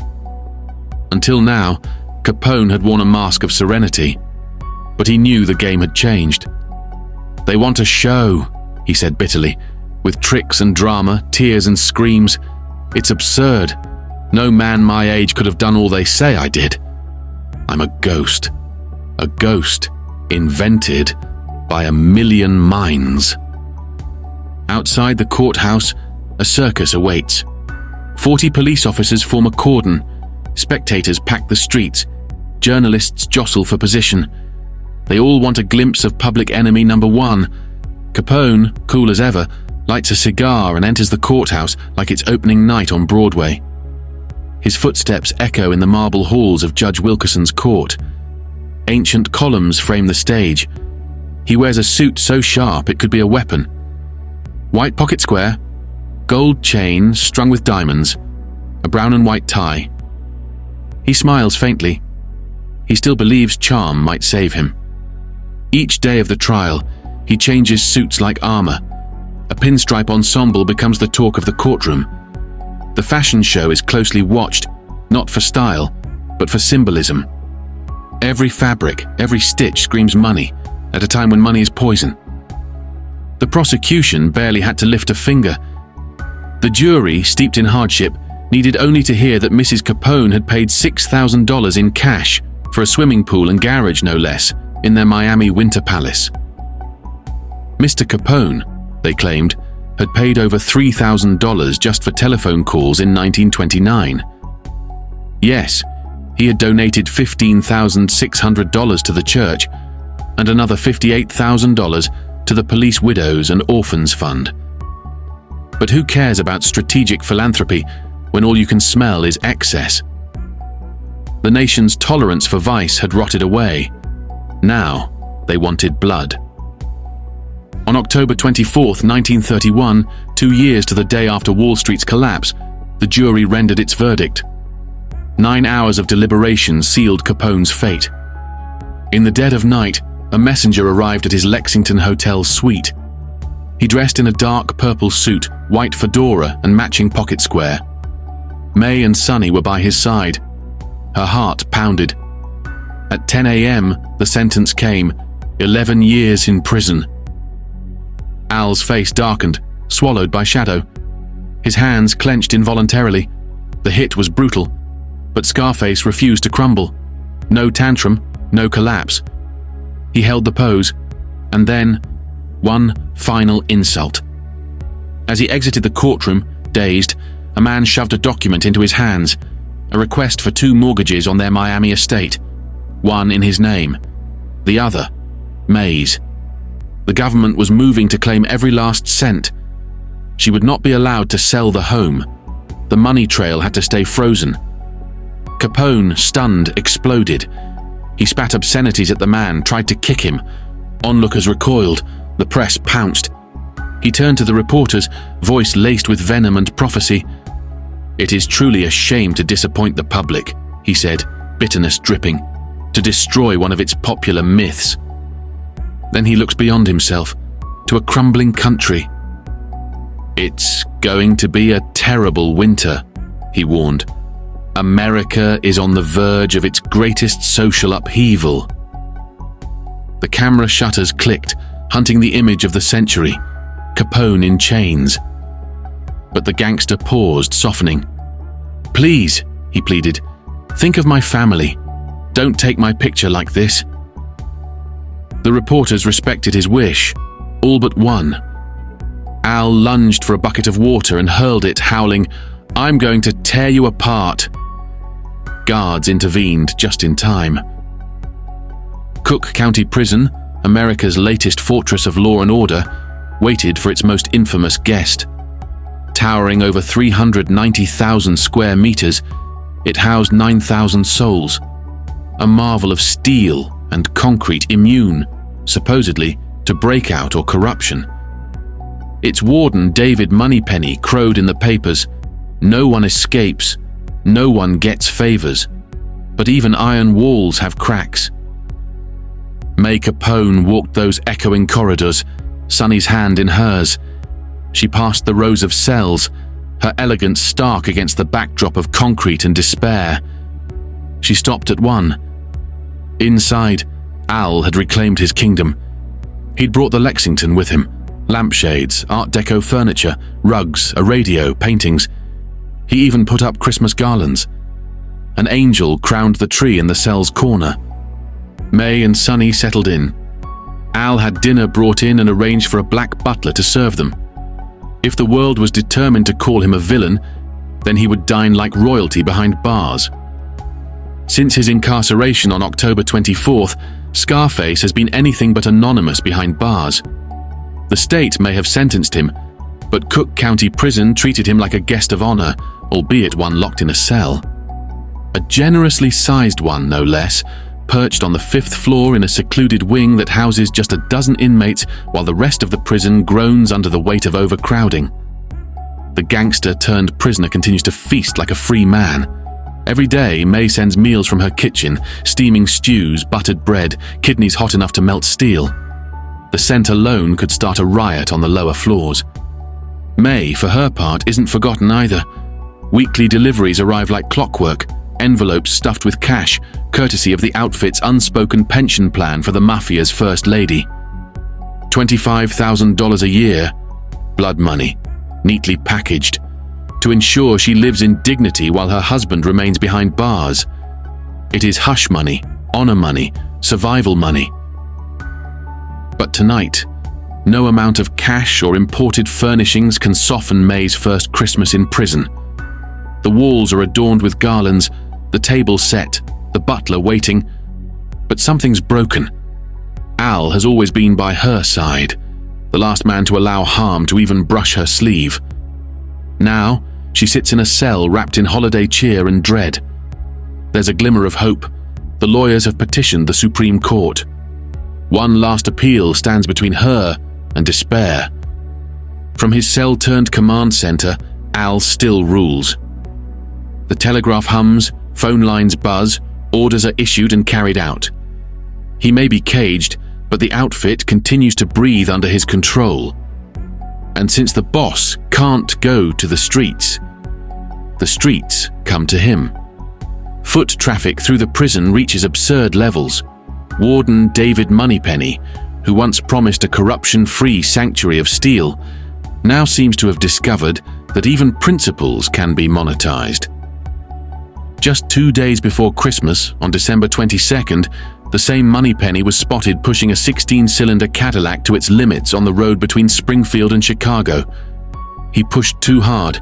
The engine blew.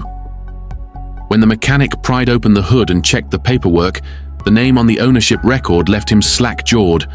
May Capone. The man did what any honest citizen might do. He called the authorities. But the story vanished. Silenced.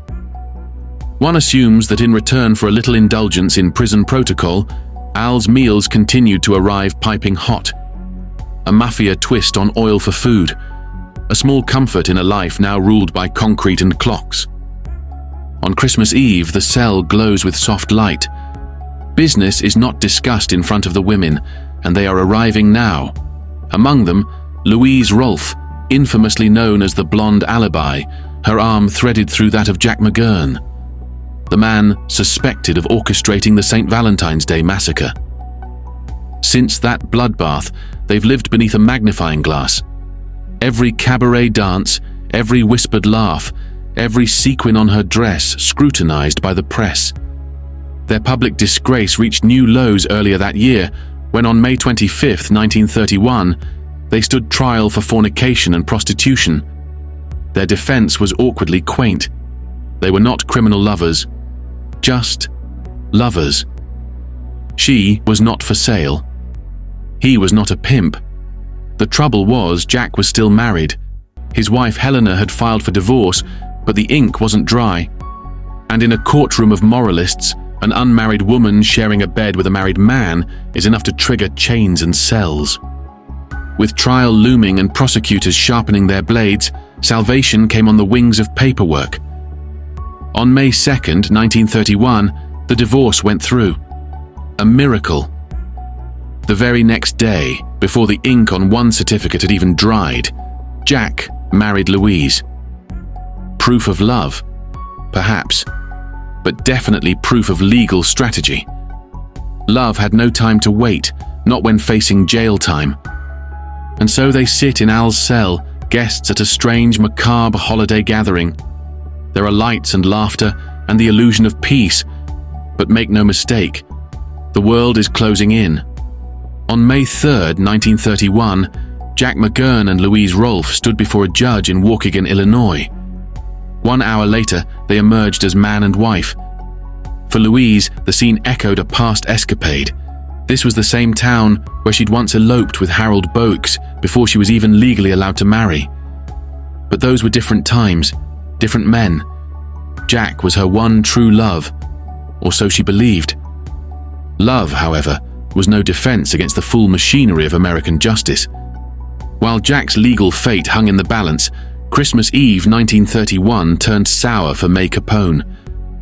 An anonymous telegram had landed on the Bureau of Investigation's desk, accusing Scarface of hosting whiskey-fueled parties in his prison cell, and even entertaining visits from prostitutes arranged by a pimp named Bon Bon. The government launched an investigation. Moneypenny, the ever-cunning prison director, denied everything. No women had visited Capone besides his family, he insisted. Yes, his wife sent meals twice daily, but was that a crime? To the Department of Justice, it was all the proof they needed. Capone was flaunting the law, even from behind bars. Pressure mounted from Washington. The White House had had enough. Capone had to go, not to another wing, but to another prison entirely. A federal facility. One with real locks, real solitude, and no sympathetic wardens. But until the Supreme Court ruled on Capone's appeal, nothing could be done. That ruling came on February 29th, 1932, without so much as a footnote. The appeal was rejected. The sentence stood. 11 years. No more lifelines. May's world shattered. There would be no return home, no miracle verdict, just bars and time. She sent Al a telegram that barely held back the flood. Dear Al, I am so sorry that the case has failed. There is always hope, so endure this ordeal. I will always think of you and pray to have you with us, Sonny and me, very soon. Love and good luck, your wife. Days later, another darkness crept across America. On March 1st, 1932, Charles Lindbergh's 20-month-old son was stolen from his crib. The man who had once flown across the Atlantic now faced a horror that no wings could outrun. This was not mob vengeance, not a political feud. This was something worse. The Great Depression had birthed a new kind of predator, the kidnapper. To the starving and desperate, the wealthy were no longer idols, they were targets. Al Capone, from his plush cell in Cook County, summoned a journalist. He had a message for the nation. "It's the most outrageous thing I've ever heard in my life," he said, visibly shaken. "How would Mrs. Capone and I feel if our son were kidnapped?" He offered $10,000 for information leading to the baby's safe return. But he didn't stop there. "I can do far more than anyone on earth to find this baby," he boasted. "I had nothing to do with it. I can prove that. But I'm certain a mafia did it. If I'm right, everyone knows I can change the course of things." Then came the real play. He offered to post $250,000 bail and even proposed substituting one of his brothers in prison in his place. In exchange, all he asked for was a presidential pardon. The press erupted. Was America so broken that its salvation rested on the shoulders of its most infamous criminal? Charles Lindbergh reached out to the Treasury. If Capone was genuine, he said, he'd support the proposal. The White House considered it, briefly. But President Hoover was unmoved. There would be no deal. 2 months later, the baby's corpse was found. America grieved and raged. And the face of that rage for many was not the killer. It was the gangster. Capone's reign was over. The man who had once run Chicago like a private empire was now preparing for his transfer to Atlanta, Georgia, to a fortress-like penitentiary where Scarface would be just another number. In Atlanta, the velvet gloves came off. The haircut alone, a mere millimeter's worth, was a humiliation. The tailored suits were swapped for a standard-issue uniform, and the criminal who once dined on lobster now spent 8 hours a day making shoes. After a failed attempt to relive his baseball glory, Al took up tennis. Less American dream, more solitary confinement with a racket. Visits were few. Half an hour, once every 15 days. Foreign languages were forbidden. Teresa Capone, barely speaking English, sat tongue-tied on the visitor's side of a long, cold table, forced to string together scraps of a language she'd never needed. May and Sonny, faithful to the last, visited monthly. In return, Al sent telegrams. Birthdays, holidays. He never missed one. For Mother's Day, he composed a poem. The rhyme might not have graced the pages of Keats, but it throbbed with sincerity. "There is a special day for mothers, among all the days of the year, and I want to express my gratitude to someone precious and dear, and wish all the joy and happiness to the sweetest woman, my wife, because you are part of Mother's Day, and the biggest part of my life." He ended it with a flourish of love, a note to May. "As time goes on, I realize the debt I owe you. My gratitude keeps growing. My love for you is deeper and stronger. God bless you, and I love you all. Your dear husband, Al Touching," until it surfaced that the same poem, word for word, was also mailed to his mother. The gangster's version of a Hallmark BOGO. Prison transforms men. Al, the playboy overlord, became Alphonse, the wistful husband. Distance breaks the flimsy bonds of vice, but strengthens the steel chains of devotion, and devotion was all he had. He shared his cell with Morris Rusty Rudensky, a Jewish ex-bagel thief turned gangland legend, who once served both Al and his enemies in the North Side Gang. Now locked up and shackled by the state, Morris found freedom through writing, and urged Al to pick up the pen. For a man who ran empires, writing a simple letter was torture. "Good God, Rusty, I'm having a hard time writing a letter. The pencil feels like it weighs a ton." He was barely into his 30s, yet he carried himself like a relic. His obsession became the life he'd left behind: May, Sonny, home. He begged the prison warden over something deeply important: photographs. May had sent 5 of herself. Al was informed he could only keep 1. Outraged, humiliated, he pleaded for permission to destroy the others personally. "I don't want them to end up in a newsroom eager to publish them," he wrote. The once mighty Capone was now a man afraid for his wife's image, desperate to shield her from the gossip pages. The warden relented. Al kept his picture. He gave another to Morris and marveled at Sonny's face. "How the hell can a big guy like me have such a handsome son?" Back outside, May lived in siege. She bore the brunt of whispers, the press's curiosity, the weight of a crumbling dynasty. She raised Sonny alone, shielding him from legacy and judgment, and forced herself to believe one thing: Al was still alive. That was her anchor. Because in their world, death didn't knock, it marched. It plowed through the outfit, harvesting widows like wheat. One day at a time, she endured. In a world of shadows and ghosts, she held the line. The bloodletting orchestrated by J. Edgar Hoover's Bureau of Investigation may have choked the arteries of organized crime, but it was not enough to satisfy the Roosevelt administration. The problem wasn't simply locking up gangsters, it was keeping them locked up. The revolving door of prison cells, spun by bribery, communication lines, and sheer audacity, made a mockery of the justice system. What America needed was not another prison. It needed exile. Attorney General Homer S. Cummings proposed one in the summer of 1933. Isolate the most dangerous criminals in a remote place, an island, even Alaska. Within a week, Cummings found his solution, battered by Pacific winds: Alcatraz. A grim rock in the middle of the breathtaking San Francisco Bay, it stood like a final warning carved into stone.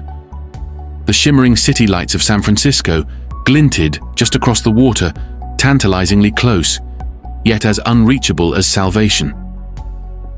August 19th, 1934. A train bearing the weight of American infamy departs from Atlanta. It carries 50 inmates strapped to their seats, convicts who had thumbed their noses at law and punishment. At the center of this human cargo, Al Capone. The entire operation unfolds under a veil of secrecy. The train's route is altered repeatedly, cloaked in misleading signals and false trails to avoid any ambush. No press, no announcements. Just steel, shadows, and silence. At Tiburon, a sleepy coastal town, Capone is offloaded like contraband. He stumbles, not from resistance, but from something far more human: exhaustion. on the boat that ferries him across the waters of his own oblivion. He cannot even stand. The rock rises before him, not as a place, but as a sentence, a monument to lost power. He mutters, protests, even attempts negotiation. But on this stone island, nobody negotiates. A man greets him, James A. Johnston, a stoic figure with white hair and the air of a schoolmaster who has seen too much. At nearly 60, he's been entrusted with taming America's most untamable. He instructs the prisoner to identify himself. Capone's voice cuts through the sea air with worn defiance. "You know who I am." Indeed they do. That's precisely why he's here. "Inmate AZ-85, Johnston replies. Capone is processed like any other man. No favors, no theatrics. Cell 433 becomes his new kingdom, a tomb of iron bars and one light. The radio, his old lifeline to the outside world, is banned. Alcatraz is not a prison. It is silence incarnate. At 6:30 a.m., the inmates are torn from sleep by protocol. The bed is a slab. The world is wet stone and routine. But Capone, stripped of entourage and empire, does not wither. He launders clothes. His hands, once stained with blood and money, now scrub prison uniforms. Perhaps it's the promise of early release. Perhaps it's May.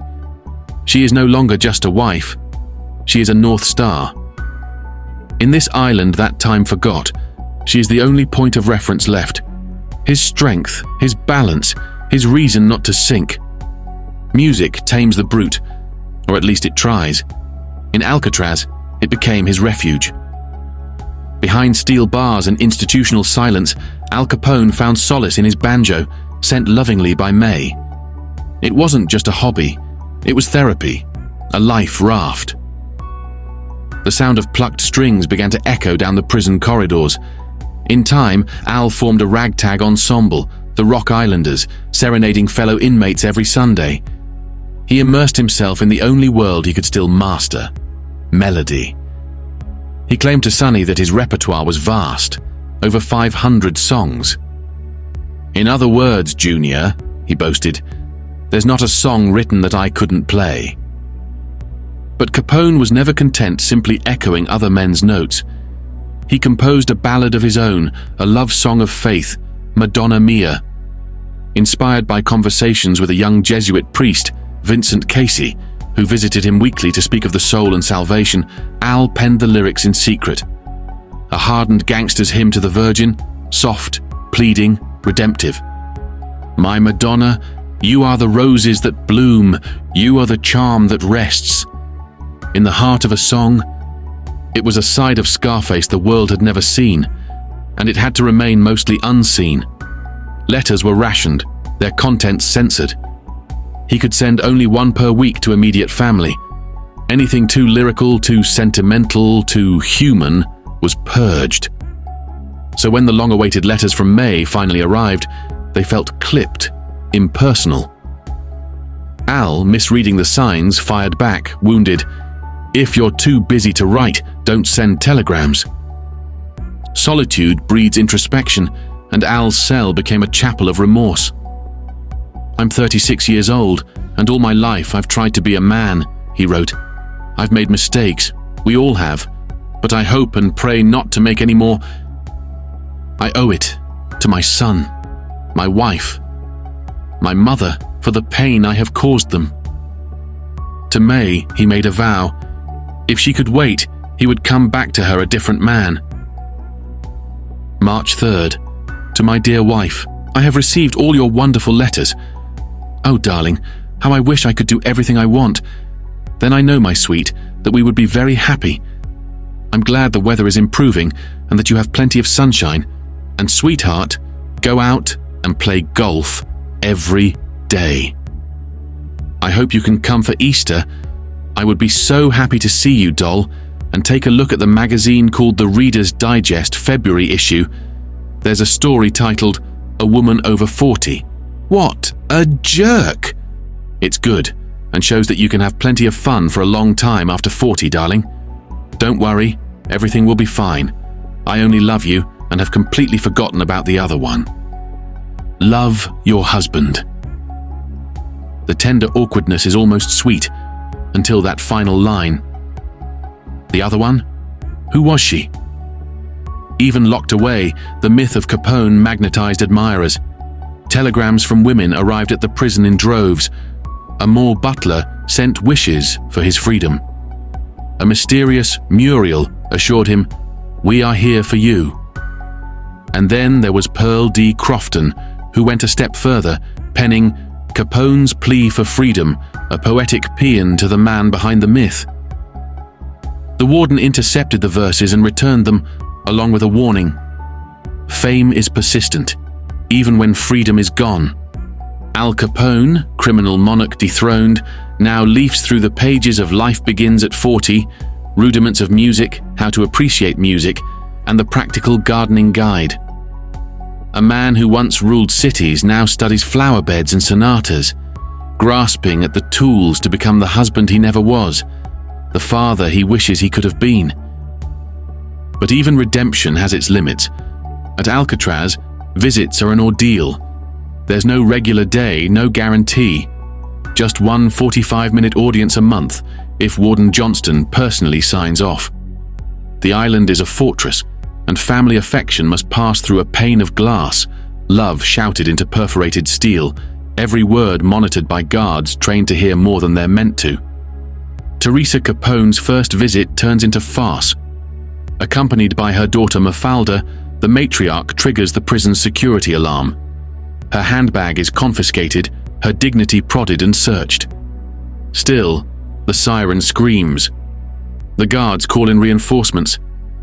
Eventually, a separate room reveals the culprit. The steel-boned corset Teresa has worn for decades, now declared contraband. Humiliated, furious, she swears in her fractured English that she'll never return to that cursed rock. Once past the gauntlet, they witness something chilling. In the prison yard, lifeless figures lie strewn across the ground. The truth is worse than imagined. These are mannequins, riddled with bullet holes, left out in daylight as a message to inmates.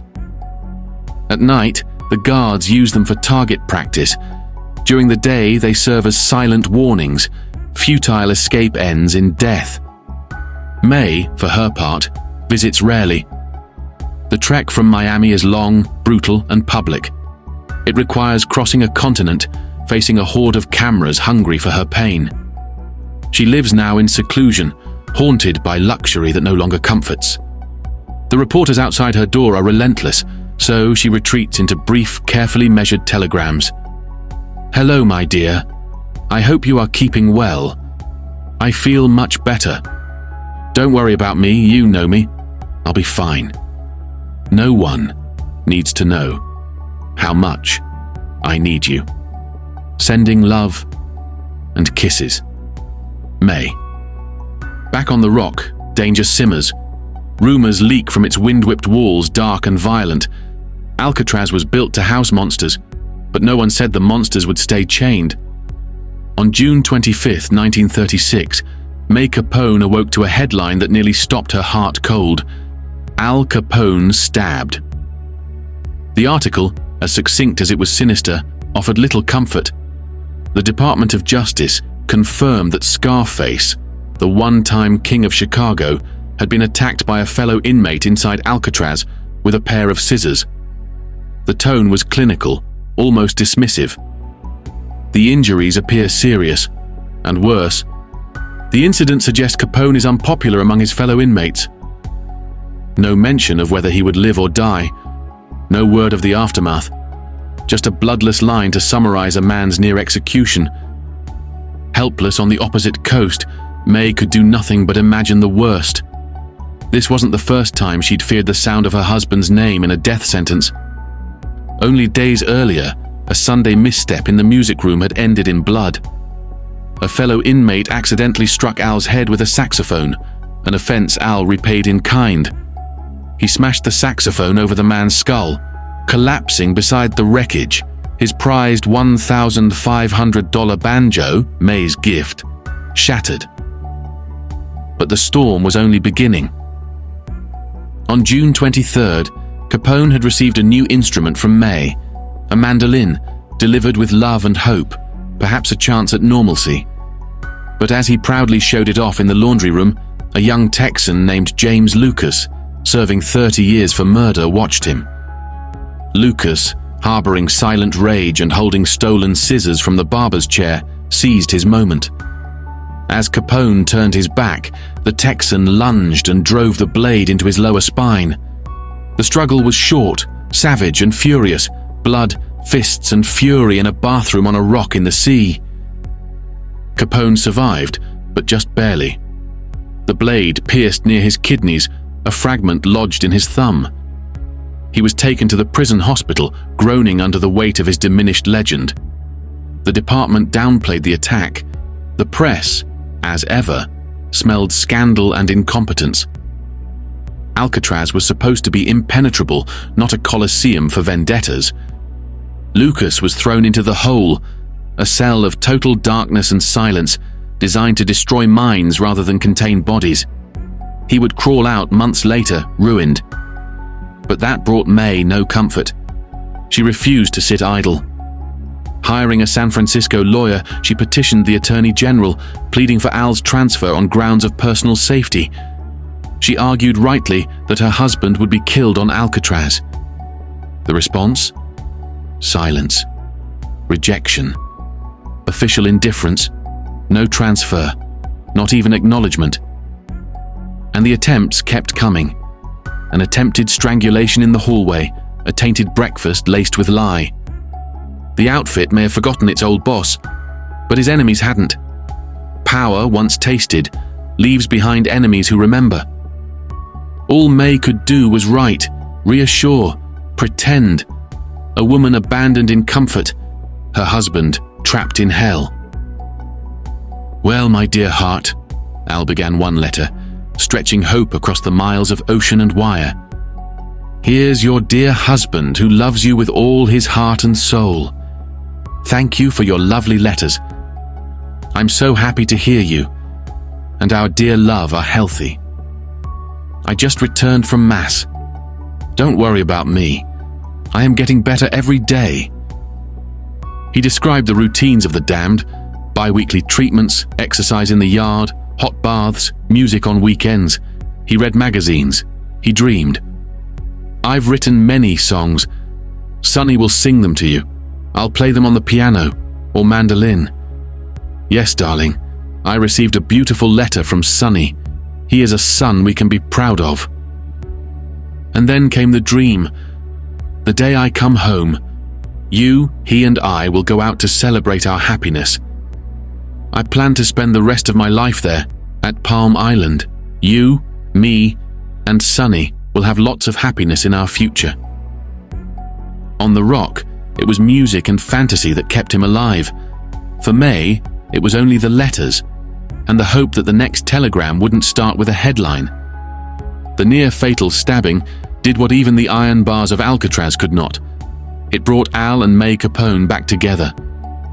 In the aftermath of blood and betrayal, Al seemed suddenly reborn as a man with a single, desperate goal: to be the husband May had waited for. The devil of Chicago now fancied himself Dante in exile, and May, the quiet wife who had long lived in his shadow, became his Beatrice. Except this wasn't a medieval allegory. It was the brutal, bone-deep reality of organized crime's aftermath, where repentance arrives too late, and love becomes a last will and testament. 5 years had passed since his fall, and on October 24th, 1936, May marked the grim anniversary with ink and tears. Saturday, October 24th, 1936. "My dear husband, darling, it has been 5 years today since you were taken away from us. It was a sad, dreadful day, and these 5 long years have been as cruel as they have been terrible. Not just because you were taken away from me and moved from prison to prison, but because everything has become so difficult, burdening you and your loved ones with such a heavy cross to bear.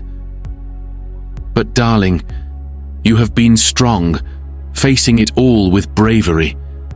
Despite what you have endured, You have borne it all. I wrote to the warden to ask if I could visit you. I should get his response today, and I will buy my train tickets. Well, my darling, I will stop here. Nothing more to say.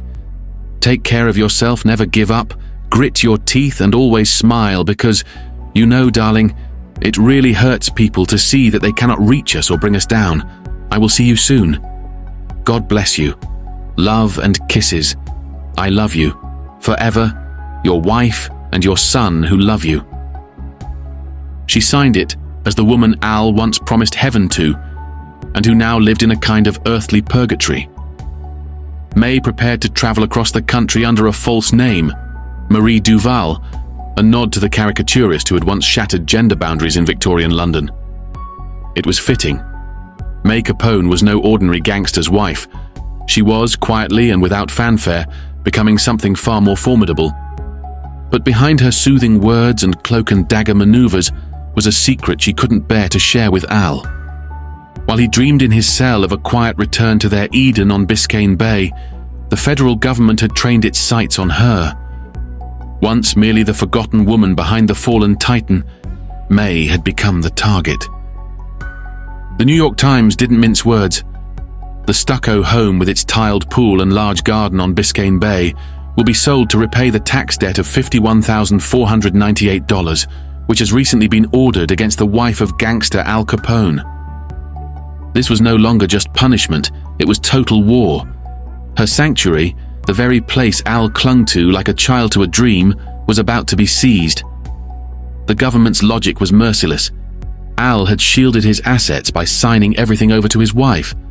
Now she would pay for his sins, legally, financially, and possibly criminally. In a twist of irony thick enough to choke on, May had become the de facto treasurer of the outfit, the reluctant general of a collapsing empire. Newspapers dubbed her the female generalissimo. She was not a leader by choice, but by necessity, because no one else remained standing. Al never intended this. His empire was built to shield May and Sonny from harm, but his fortress of gold had become a trap. May faced ruin not just of comfort, but of liberty. Prison, once a nightmare for her husband, now loomed for her.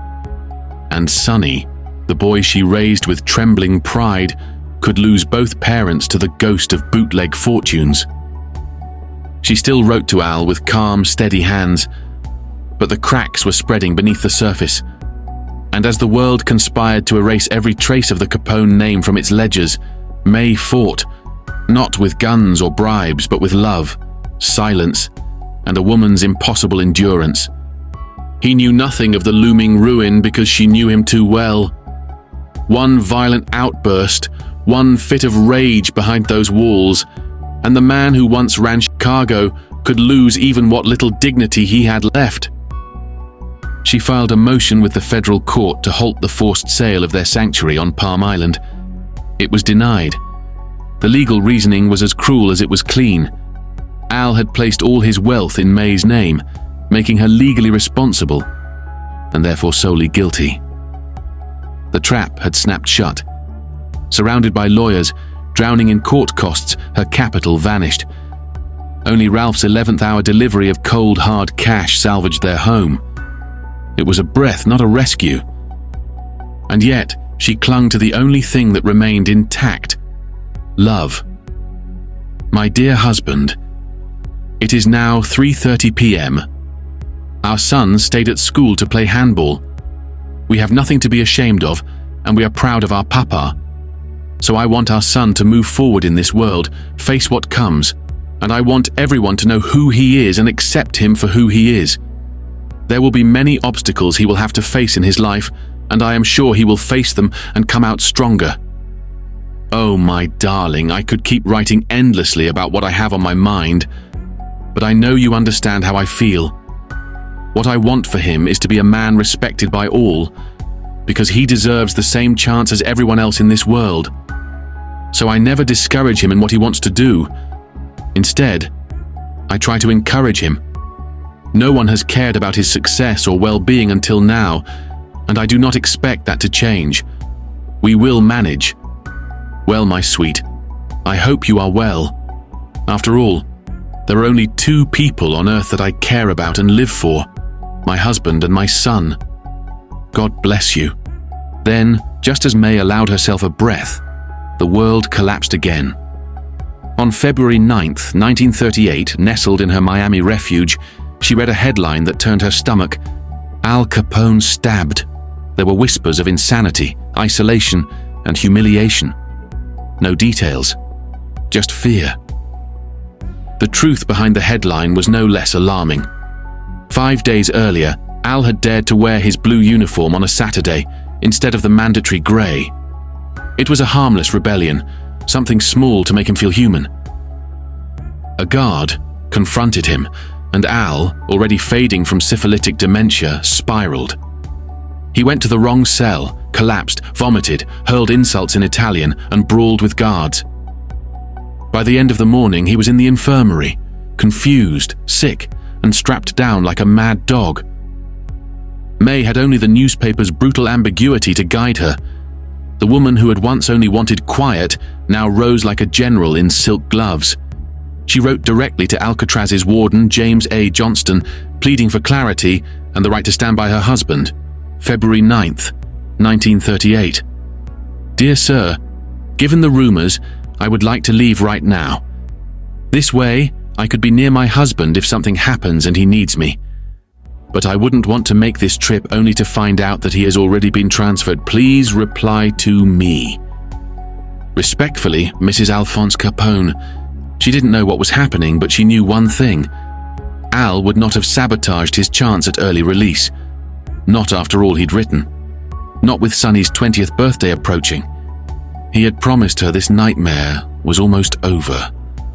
She had carried him through the years with letters, through the shame with silence, and through exile with love. Now, as the federal government sharpened its knives and journalists sniffed like vultures, she would carry him again. Even if the whole world fell away, May Capone would not. On February 11th, 1938, Al Capone, once the unshakable king of Chicago, wrote his wife with the unsteady hope of a dying man trying to sound like his former self. He thanks her, capitalized with reverence, for his recovery, referring to God as a woman. Please, don't worry about me, he insists. Keep that beautiful smile on your lips. He promises obedience, vows to come home, to love her alone, forever. But May, reading between the lines, hears not the reassurance of her husband, but the disjointed ramblings of a man slipping further from reason. May's visit isn't scheduled until February 28th. She pleads with Warden Johnston, but the prison's rules are ironclad. As she waits, frantic and helpless, the truth surfaces. Al is deteriorating. The guards see the confusion, the mood swings, the hallucinations. A psychiatrist is summoned. A lumbar puncture confirms what some had suspected, but many refused to believe. Syphilis, untreated and now ravaging his brain. The disease, quietly dormant for years, had resumed its cruel work, eroding Al's nervous system, hijacking his thoughts. His decline is humiliating. The great crime boss begins babbling about solving immigration and building factories, as though launching a second empire from a cot in Alcatraz's infirmary. He suggests hospitals to his doctors, preaches segregation for criminals like himself. Grandiose delusions take the place of coherent thought, and yet one idea remains painfully clear. May and Sonny. They are all he clings to. May reads the newspapers and sees her private pain splashed across front pages. On February 15th, 1938, headlines scream, "Mrs. Capone heads west due to Al's illness." Reporters tail her across the country like bloodhounds.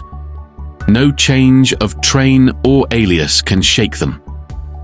On March 1st, just after her second visit in 2 days, an unprecedented break of protocol, her cab is chased by a motorcade of press vehicles from San Francisco to San Jose. Cornered at a gas station, she holds her ground. "No," she tells the cameras, "Al hasn't lost his mind. He's fine. He'll be eligible for early release next year." A forced smile, rolled up windows, and silence. Behind the gates of Alcatraz, doctors prod and diagnose. They want proof. Is Al faking? The answer comes coldly and clinically. Psychosis with general paralysis of the insane. Syphilis has eaten into his mind.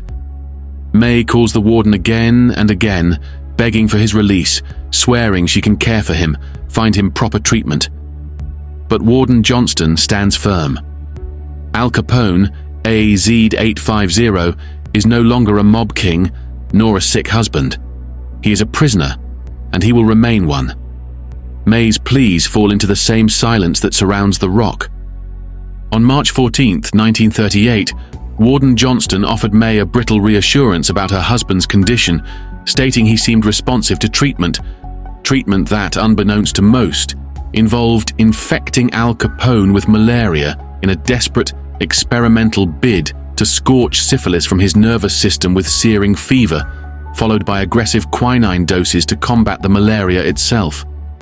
Al, ever the gambler, signed off on this biological Russian roulette, his last chance at a future beyond the bars of Alcatraz.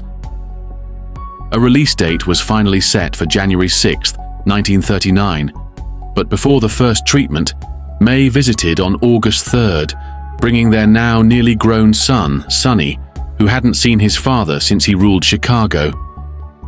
When Al saw the polished young man through the glass, he mistook him for a reflection of his former self.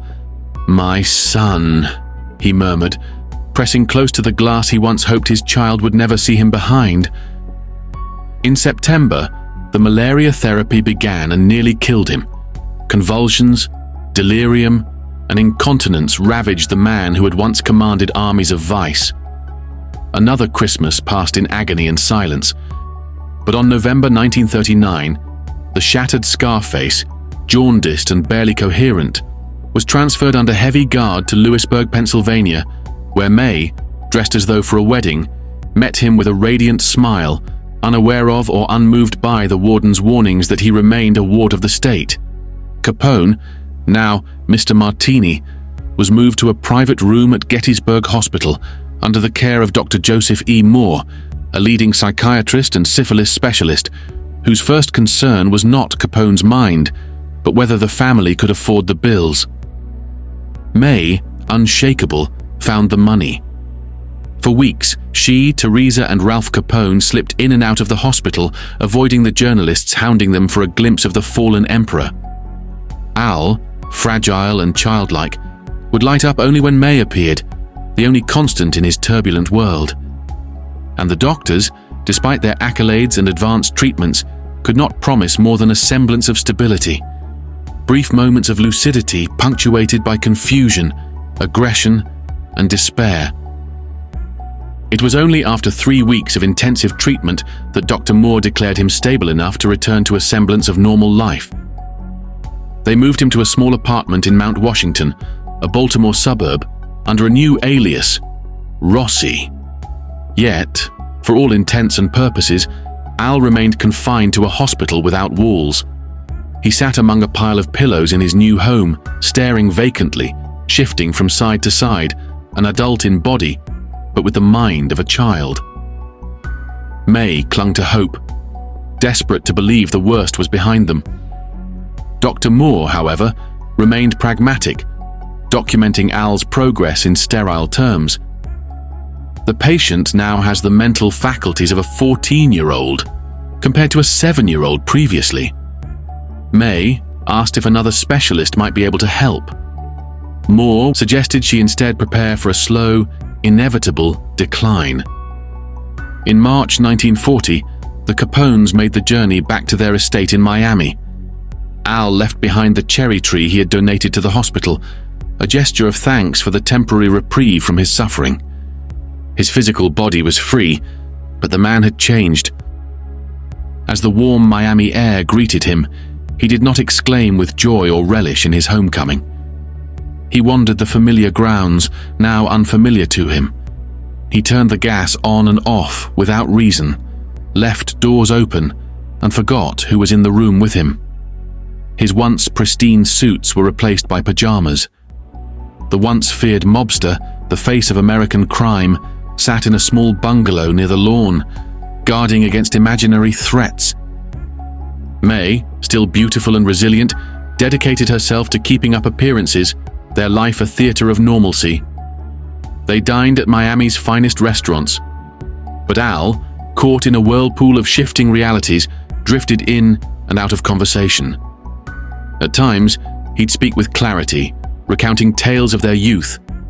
Then, as quickly, he'd become agitated by the sound of tires squealing outside, convinced hitmen lurked behind every corner. Leaving a restaurant, which once caused a stir of excitement, became a torment as he crouched low, shaking, heart racing as if he were being hunted. May bore the brunt of his paranoia, shepherding him to their car, calming him with reassurances she no longer believed.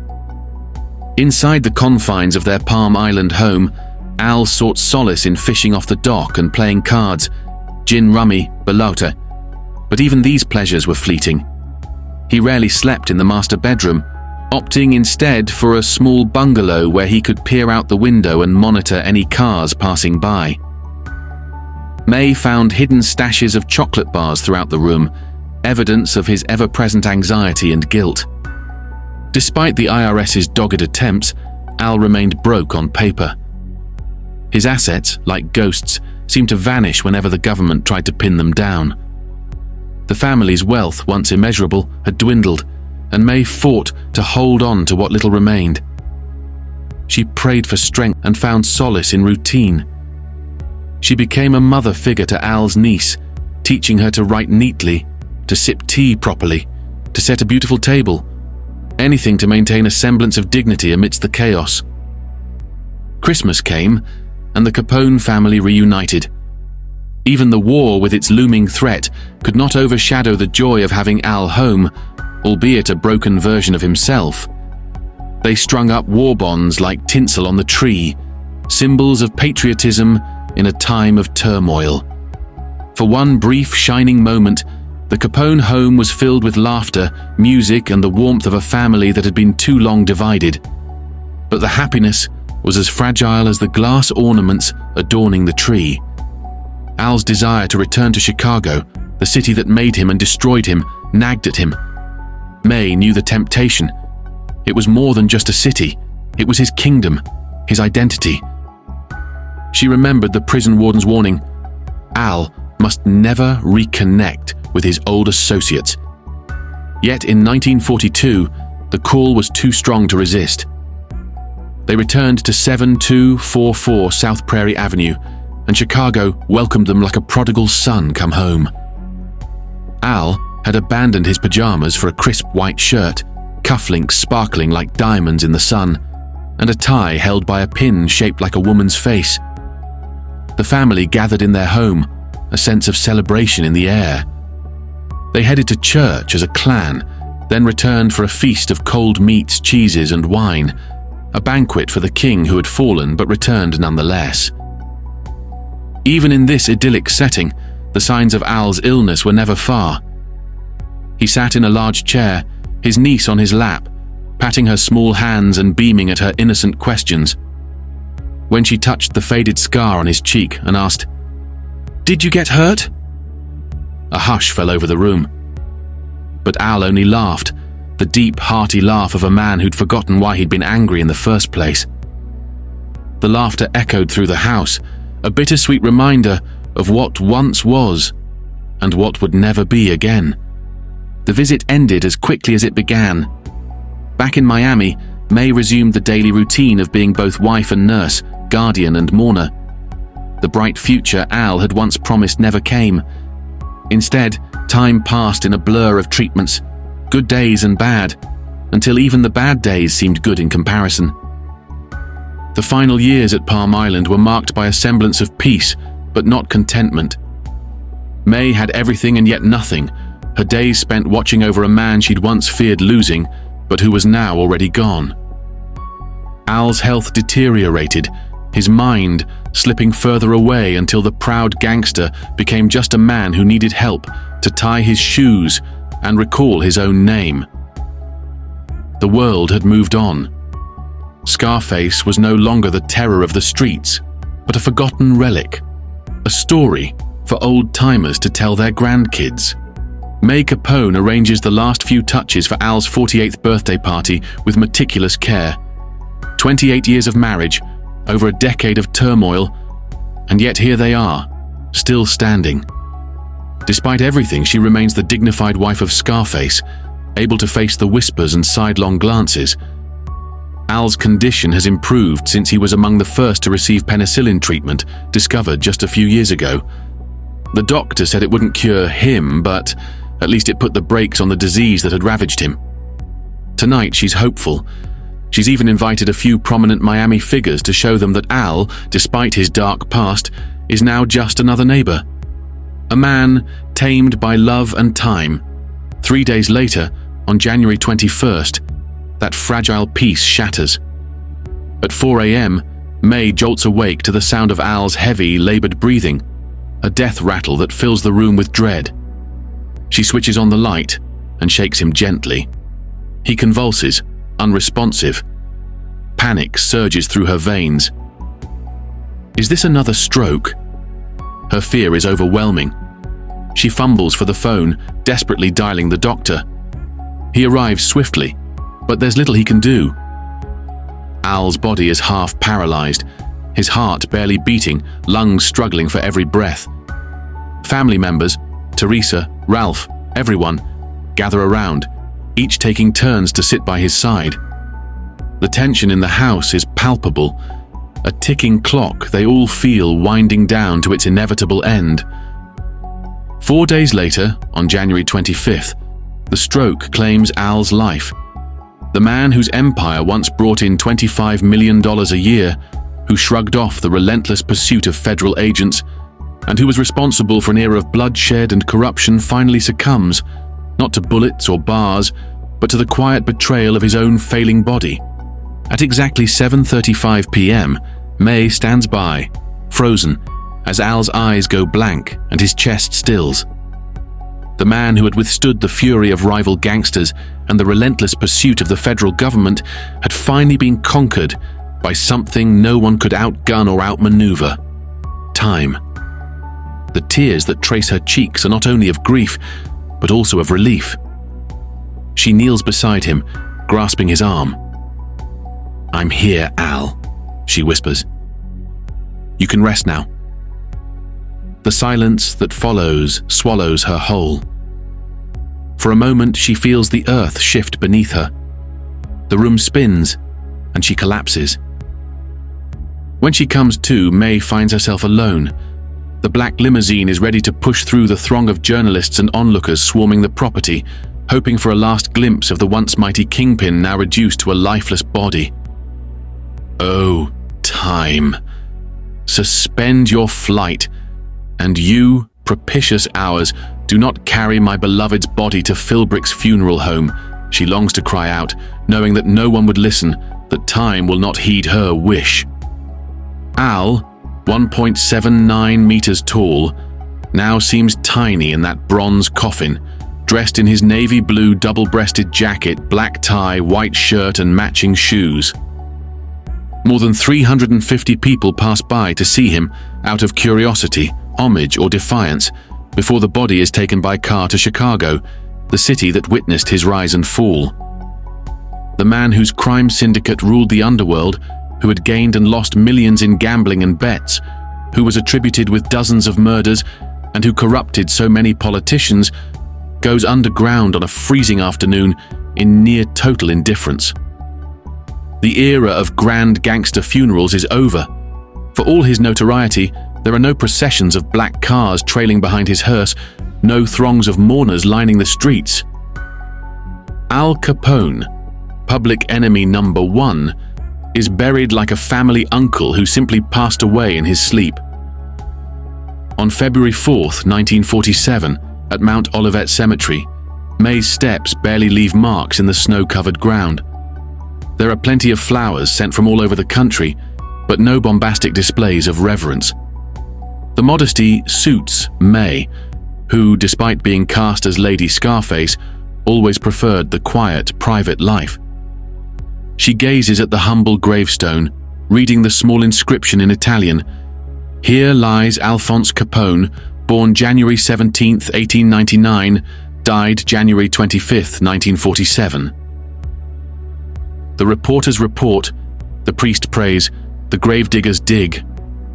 May stands unmoved, detached, as if extracting herself from the futility of it all. She seems sad but also relieved that her torment is over. It had been so difficult for her to see her husband brought so low, diminished, scorned by his former loyalists, politically reduced to a pariah. The darkness overtakes the sky, and the cold numbs her legs. She slips into the limousine, leaving her exuberant Italian there under marble with cold veins in a bronze coffin lined with a layer of gardenias. Everyone assumes she'll be buried beside him someday, but May has already decided otherwise. For all the talk of loyalty and love, of vows unbroken and devotion steadfast, May makes a surprising decision, one that no one saw coming. She will not share her final resting place with him. Whether it's a small, final act of rebellion against a life dominated by his shadow, or a way to find a semblance of freedom, she'll never say. All anyone knows is that she chooses not to lie beside the man she stayed beside for nearly 3 decades. In a letter to Mafalda, she writes, "My mother asked me to convey her wishes regarding her burial and mine. Please be advised that we will not use the designated graves, and you may use them at your discretion. My mother and I prefer to be buried here in Florida." Eternity will pass without him. Al and May will not end together on a bed of gardenias. After Al's death, May and Sonny attempt to distance themselves from the tumultuous past and build a quieter, simpler life in Miami Beach. With a modest vision of reclaiming some semblance of normalcy, they open an Italian restaurant at 6970 Collins Avenue, aptly named The Grotto. There, May pours her energy into every dish, recreating the familiar tastes of the Capone family kitchen: rich red sauces simmered with spices, hearty meatballs and bowls of steaming pasta that invoke a sense of tradition and comfort. It's a far cry from the world of speakeasies, bootlegging and backroom deals, but it's an attempt to reshape their story, one meal at a time. May's presence in the grotto becomes a quiet yet resilient one. In the dimly lit corner of the restaurant, with its checkered tablecloths and wrought iron chairs, she sits, keeping a watchful eye on Sonny as he bustles between tables. The regulars, aware of her history but too polite, or perhaps too fearful to mention it, treat her with a distant respect. They know she's more than just a restaurant owner. She's the widow of the most infamous mobster in American history. Yet, in the grotto, she is simply Mrs. Capone, the elderly woman with the sad eyes who never lost her quiet dignity, even in the face of a world that once trembled at her husband's name. The restaurant becomes a modest success, a neighborhood spot where locals and curious tourists stop by, some hoping to catch a glimpse of the notorious widow. For May, it's a way to stay connected to the outside world while maintaining the barrier of anonymity she so desperately craves. Despite the whispers and occasional glances, the people of Miami Beach come to respect the Capone family's wish for privacy. Over the years, as new generations arrive and the notoriety of Capone's empire fades, May becomes less of a public figure and more of a quiet legend, a woman who managed to outlive the bloodshed and brutality that defined her earlier life. May's time at the grotto gives her a sense of purpose, but it can't completely erase the weight of her past. Each evening, as the last of the customers leave and the chairs are placed atop the tables, she's left alone with her thoughts. The photographs of Al that once adorned their Miami mansion are gone now, boxed up and stored away in an effort to move forward. Yet, the memories linger like ghosts. She remembers the man who ruled Chicago, who commanded respect and fear in equal measure, and who, in his final years, became a broken shell of himself, haunted by his own past and ravaged by disease. And then there's Sonny, who carries the burden of the Capone name, forever marked, forever trying to escape the long shadow cast by his father. Even as May continues her role as the family matriarch, there's an unspoken understanding that the Capone legacy has crumbled. The once mighty empire, reduced to ashes, left them with little more than a tarnished reputation and fading memories of wealth and power. The crime syndicates that Al once helmed have moved on, evolving and reshaping under new leadership, leaving the Capones as relics of a bygone era. With Al's passing, May becomes a living reminder of a story everyone wants to forget, but no one can completely erase.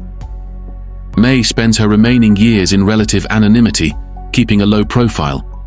She devotes herself to her faith, attends Mass regularly, and supports local charities, trying to distance herself from the sin and scandal that characterized her younger days.